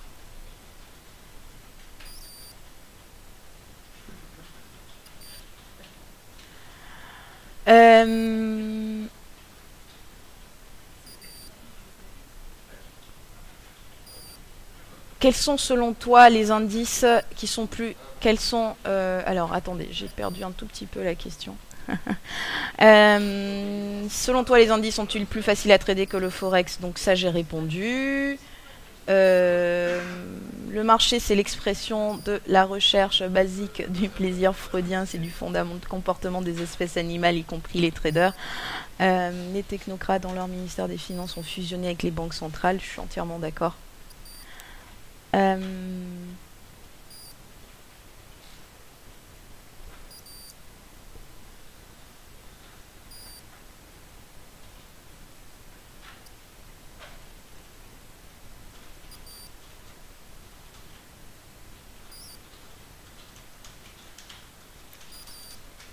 En money management, j'ai eu des trades stoppés parce qu'ils étaient trop serrés à la clôture et j'étais dans la tendance, mais hors marché. Après, on se lâche, stop élargi et sanctions, très frustrant. Franchement, je vais vous dire une chose, j'ai envie de vous dire une chose, c'est que c'est peut-être parce que, en fait, moi, vraiment ces derniers temps, surtout quand on est sur le Forex, combien de fois on est dans le bon sens, on met son stop à 0, on se fait stopper à 0 alors qu'on était potentiellement en gain de 80 points. Si j'ai un conseil à vous donner, ce qui est pris n'est plus à prendre. Prenez régulièrement des gains parce que les marchés sont extrêmement court-termistes et donc les marchés sont beaucoup trop court-termistes. Donc prenez des gains quand vous en avez la possibilité.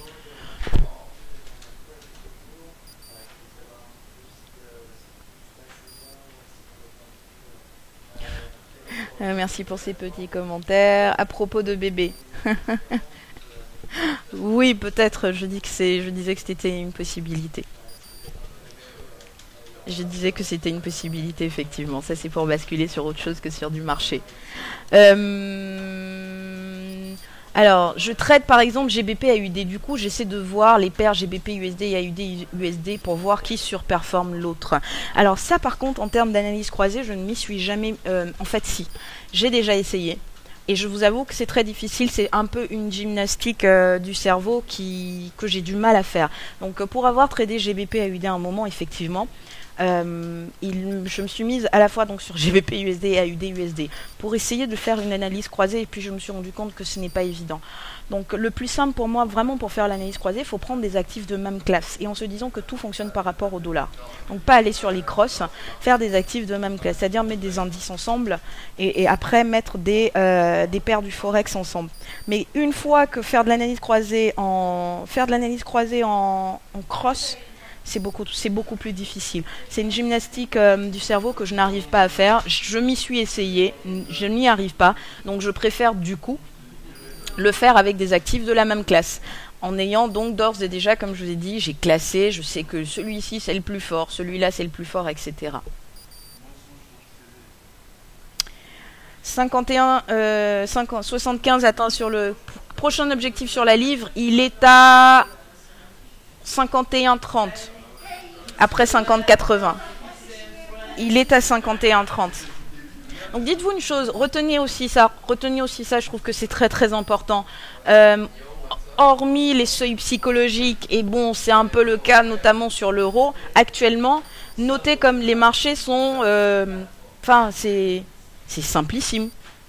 Tous les supports et les résistances, c'est tous les 30-40 points. Donc vous avez 50-30, 50-40, ensuite vous avez 50-70, 50-80, après vous avez 51-30, 51-40, et après 51-70.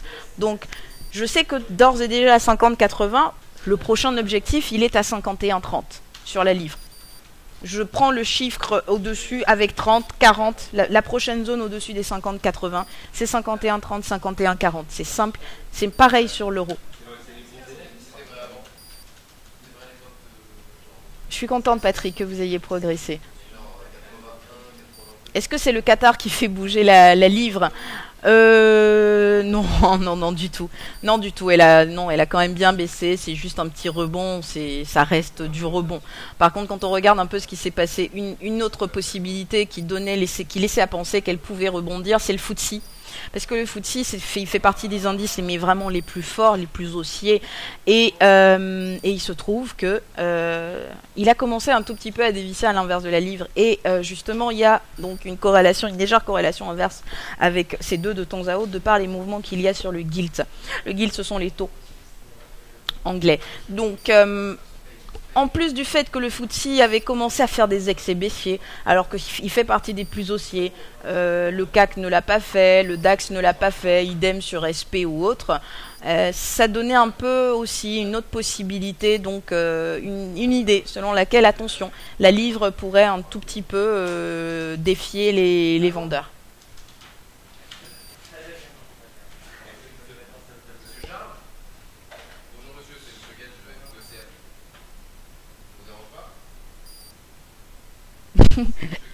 On me dit bonne grossesse, repose-toi bien. C'est pas encore fait. Je disais que c'était dans les projets éventuellement. C'était éventuellement dans les projets. Cérès, vous aussi, je vous fais de gros bisous. Anubis, merci également à vous. Ce fut un plaisir, effectivement. Il fait 39 degrés au Burkina Faso. Je sais, c'est la plus grosse. C'est la période où il fait le plus chaud. Période de mars-avril. On va avoir des pics à 41, 42 même. penses-tu que le CAC a cassé sa résistance 3860 ou une correction peut encore surgir? Alors voyons voir où il est le CAC. Il a cassé 3860. Maintenant, est-ce qu'on peut revenir à 3860 à nouveau? Vous savez ce que je ferai, c'est les indices. Je vais regarder les US. Ils sont où les US? Ils continuent, ils tentent d'inscrire de nouveau plus haut. S'ils accélèrent, on ne revient pas à 3860 potentiellement sur le CAC. Voilà comment je raisonne entre les deux. Donc je regarde un tout petit peu les indices US parce que c'est eux les drivers de tout. Il y a un autre qui me plaît bien, c'est le FTSE et puis le MIB. Donc assez puissant. Vous voyez comme il monte, que pour le moment je suppute sur le fait qu'on ne revienne pas potentiellement à 3860 sur le CAC. J'ai enlevé mon Edge +1, je suis toujours dedans 70 pips. Bravo Alain, bravo. J'ai vu votre achat 29,22 ou 29,21, bien joué. Donc les acheteurs, on se laisse pas faire.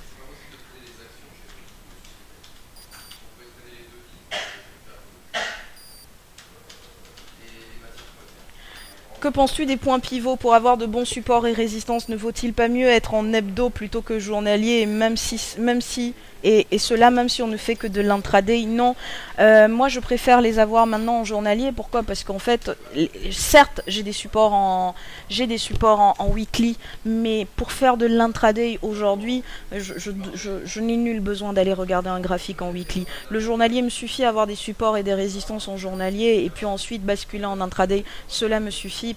Parce que aussi les marchés sont court-termistes. Par contre, si je veux faire du swing, là c'est autre chose. Si je décide de faire du swing, mais cela nécessite bien sûr des stops larges, le fait que le marché on n'est pas dans un marché qui soit propice au swing. Et justement, vu qu'on anticipe, on pense qu'il y a une correction qui va se pointer, c'est un peu difficile de faire du swing, surtout si on veut être acheteur. Donc vraiment unique pour moi, nul besoin. Toute cette semaine, vous avez vu lors des mornings, je ne suis pas revenu sur une graphique en hebdo. J'en ai pas besoin. Donc j'ai mes repères en hebdo, je sais qu'on est sous MM20, weekly, je sais où elle est située. C'est tout. À partir de là, je navigue en journalier, j'ai mes supports, mes résistances, et puis je vais en intraday. Je n'ai pas besoin d'aller regarder un graphique hebdomadaire. Je vais regarder le graphique hebdomadaire, vous savez quand? Je vais le regarder vendredi ou dimanche soir à l'ouverture, pour voir un peu comment s'est faite la semaine. En dehors de ça, je trouve qu'il n'y a pas besoin d'aller... vraiment, non. Sauf si vous faites du swing.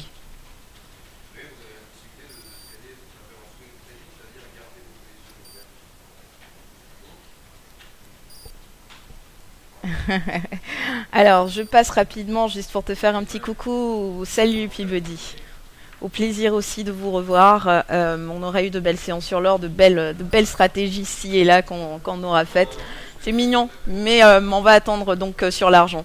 Et franchement, trouver fonctionner donc sur or et argent, j'ai trouvé ça très très beau. On s'est bien amusé. Merci à vous, Peabody aussi.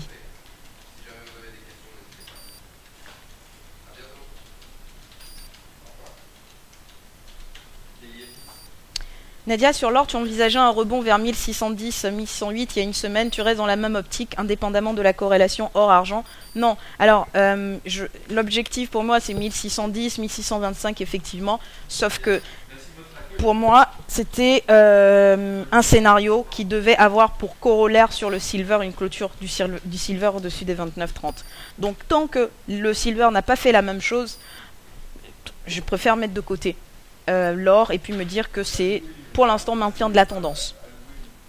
Donc je veux avoir deux confirmations. Donc certes c'est bien beau, on casse 1585, c'est beau, c'est potentiellement un signal, sauf qu'il y en a un autre qui se comporte de la même façon, qui ne donne pas le même signal, ce qui me fait penser à un possible piège. Ça peut être le cas. Il faut dire aussi que je recherche tout le temps des pièges sur les marchés.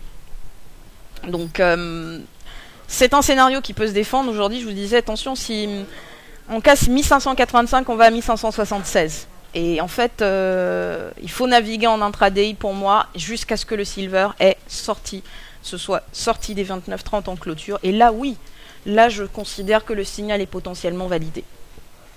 Donc, je garde cette corrélation or-argent. Et tant que je n'ai pas les deux qui me donnent le même signal, je me montre prudente quant à un signal en fait sur le gold. Et je me dis qu'à tout moment, les vendeurs donc peuvent nous retaper dessus.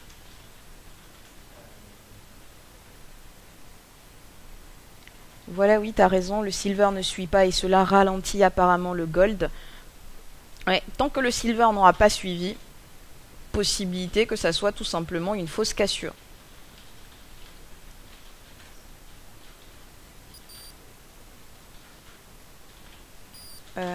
Rapidement, je suis encore en train de faire un petit zoom en fait sur tous les actifs pour voir où est-ce que nous en sommes.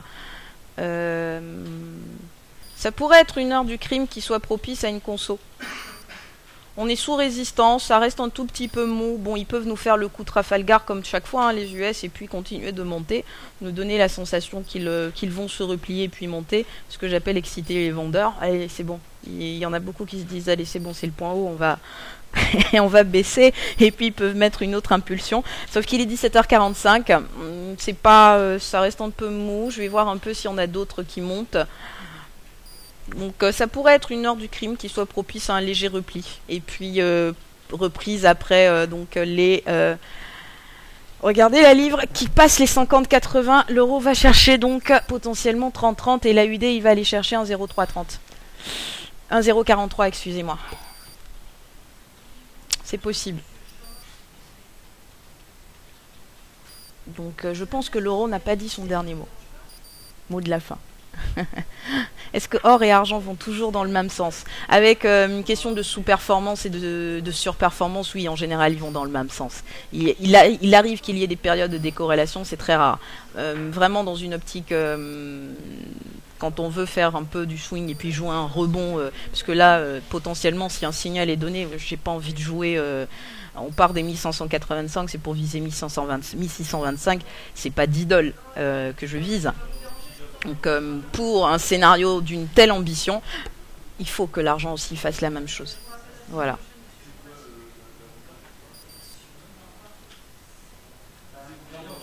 Est-ce que les seuils psychologiques se shortent comme certaines résistances? Exemple, 1,30, 29,70 ou 1,30-30. Alors, le seuil psychologique, oui, les seuils psychologiques réagissent toujours un peu, sauf que vous savez très bien, à 1,30, c'est juste le seuil psychologique, mais une fois passé les 29,70, la résistance, elle se trouve où? À 1,30-30. Donc, si vous shortez le seuil psychologique, vous intervenez de façon agressive, vous avez potentiellement un stop un peu plus serré. Le plus prudent, il va attendre vraiment la zone qui soit testée. C'est-à-dire la zone des 30-30, la grosse zone où potentiellement un signal a été donné avec une cassure, etc. Donc ça se short, mais ça ne se short pas les yeux fermés. Donc même chaque fois que je dis qu'on short une résistance les yeux fermés, on regarde aussi un tout petit peu l'environnement. Là, c'est l'heure du crime sur le Forex, ils sont en train de faire des accélérations. On attend. On attend qu'il y ait potentiellement une stabilisation avant de shorter les yeux fermés, et puis on se réfère vraiment au seuil clé. Et le seuil clé, c'est pas un 30, c'est un 30-30.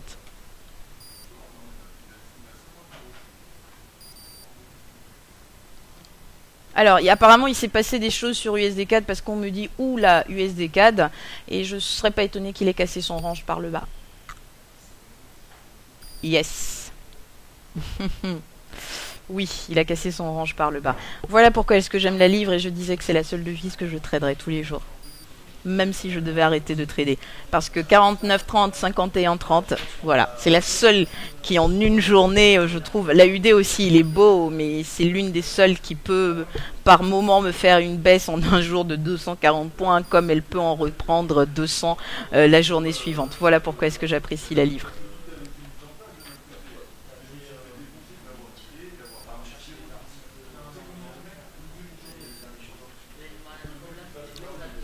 Merci Too Short, ça fait un bout de temps effectivement que je vous avais pas revu. Donc merci pour ces encouragements et puis au plaisir de vous revoir. De toute façon, sachez que je garde le Twitter. Le Twitter je vais le garder, donc je resterai donc toujours un peu, je vous surveillerai un tout petit peu de loin.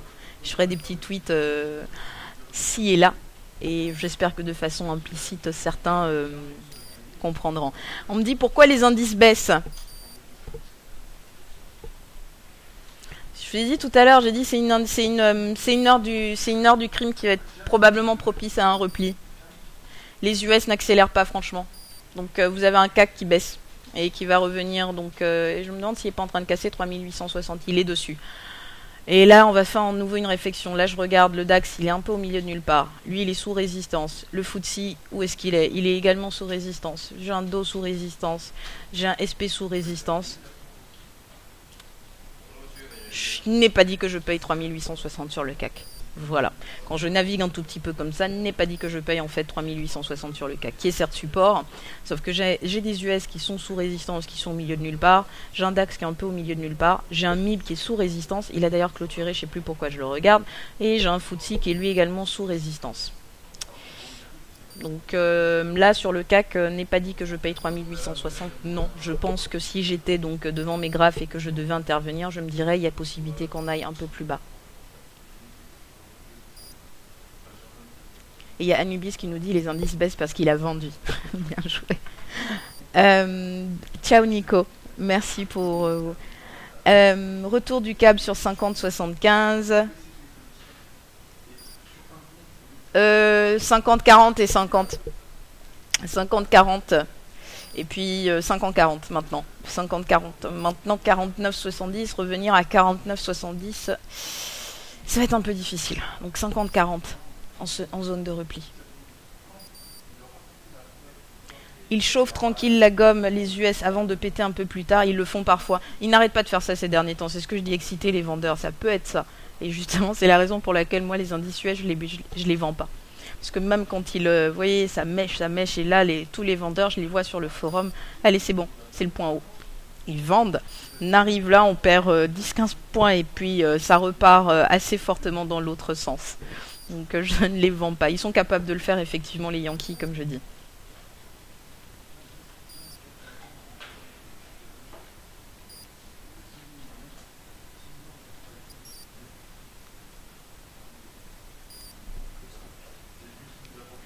Comment va-t-on faire quand tu ne seras plus là? Vous avez autant de gentillesse et de compétences, à part moi, hein, vous savez. J'écoute Nico tous les jours et il vous répond avec autant de compétences et de gentillesse. C'est vrai qu'il est un tout petit... Des fois, il est un peu sec, mais non, il a quand même adouci son temps et tout. Et donc, non, vous arrêtez de penser que vous allez être sans ressources ou autre. Vous allez me faire... je vais avoir les larmes aux yeux, là, mais non. Tout continue, pareil... sur l'équipe Daily FX et puis via Twitter vous allez avoir des petites nouvelles ci et là. Ne vous inquiétez vraiment pas à ce sujet. Est-ce qu'il y a d'autres questions?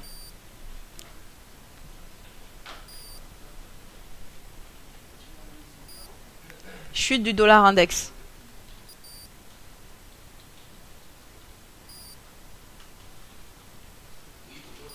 Il était temps, j'ai envie de dire.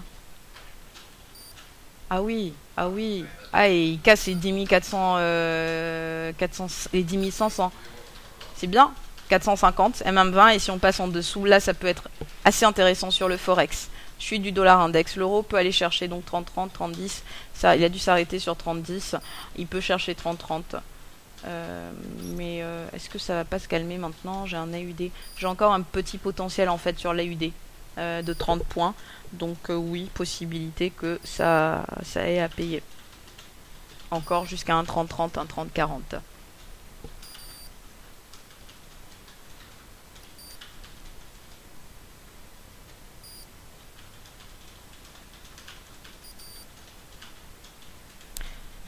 Apparemment, j'ai plus de questions. Donc...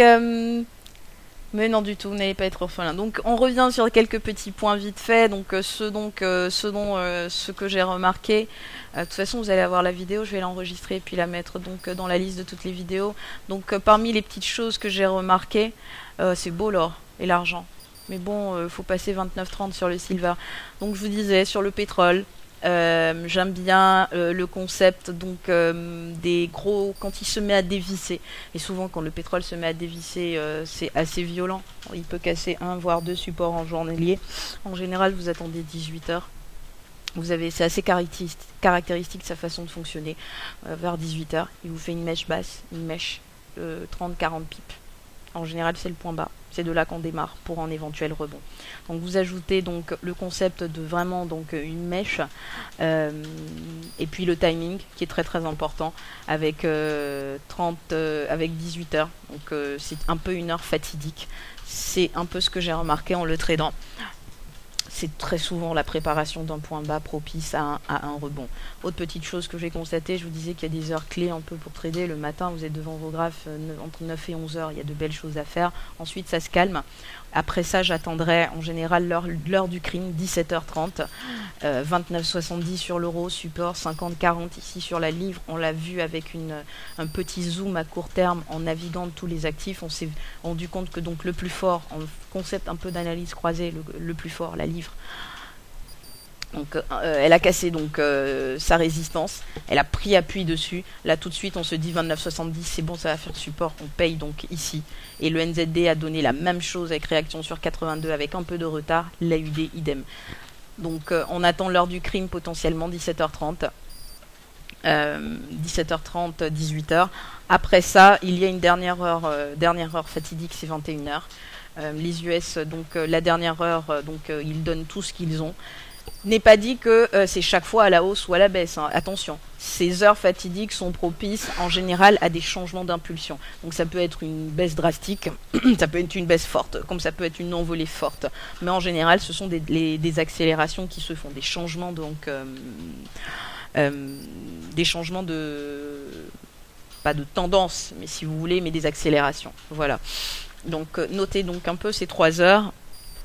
On a discuté de quoi? Donc un tout petit peu de concept d'analyse croisée, intermarché, qui idéalement est à faire sur un même marché. Difficile de faire de l'analyse croisée sur des crosses. Donc on fait de l'analyse croisée avec des actifs de la même classe. Vous tracez vos supports, vos résistances, vous déterminez d'ores et déjà le plus fort, le plus faible, le plus rapide, le précurseur. Donc ma petite boule de cristal auparavant était constituée de quoi? De la livre. Sur le Forex, je prenais un représentant et ça c'était quand les corrélations marchaient encore plus entre différents marchés. Donc j'avais un représentant donc du Forex qui était donc la livre. Pourquoi? Parce que elle a un côté précurseur qui était assez intéressant et était relativement puissante. Ensuite, je rajoutais toujours donc un indice américain, c'est le SP. Pourquoi? Parce que c'est celui qui est, c'est le baromètre du sentiment de marché.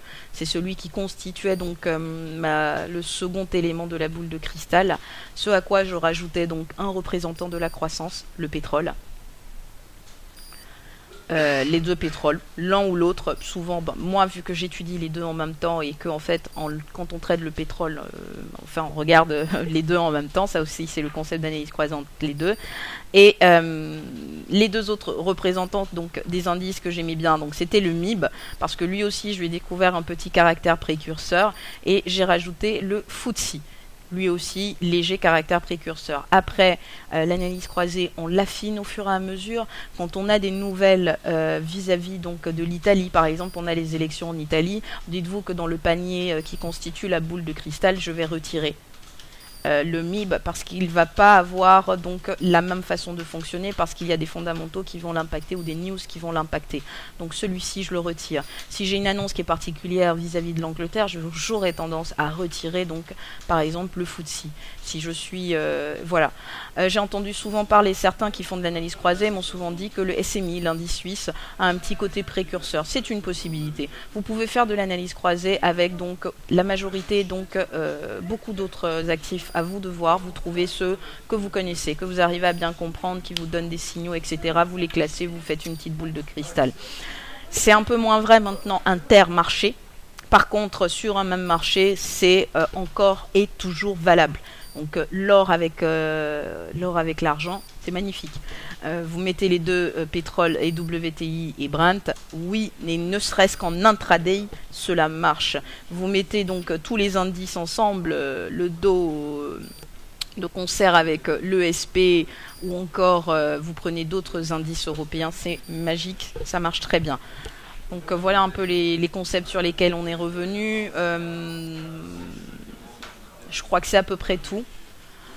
On est revenu sur le concept de factualité. Pourquoi est-ce que être factuel sur les marchés, je vous l'ai dit, je suis devenu factuel parce que j'ai pris des claques, notamment en shortant les indices.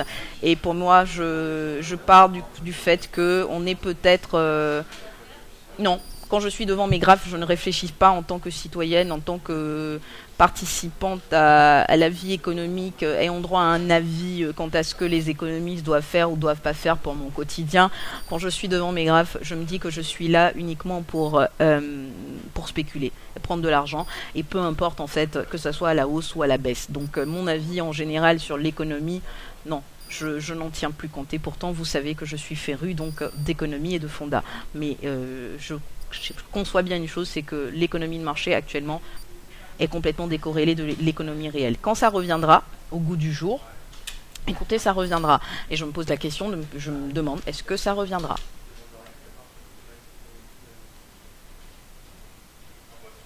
Donc voilà, un peu les derniers points sur lesquels on est revenu. Demain, on se retrouve pour le morning. On va revenir donc un peu sur ce qui s'est passé aujourd'hui, avec potentiellement, est-ce qu'on va dire que c'est un piège de l'eurodoll, un piège, un bear trap, un piège aux vendeurs à la cassure des 29,70. La clôture nous dira ce qu'il en est. Pour le moment, c'est la sensation un tout petit peu que j'ai. Là, ça pourrait se calmer, 30-30, 30-40, ça pourrait un peu maintenant se calmer. On va voir où est l'AUD. Bon, il a stoppé sur 1,04, il était bien monté, de la même façon que la livre est quand même bien montée. Si là maintenant on stabilise, je le concevrai.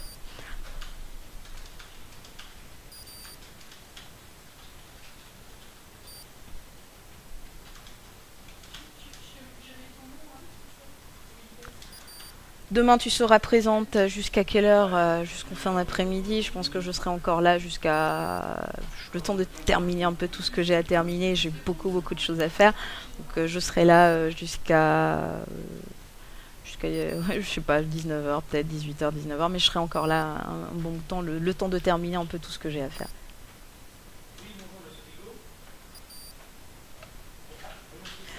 Commentaire de Nico vu sur les news, le live de Nadia devient un film, 2 heures de suivi de marché. Non, c'était un peu pour question-réponse, un peu dans tous les sens que vous en aviez.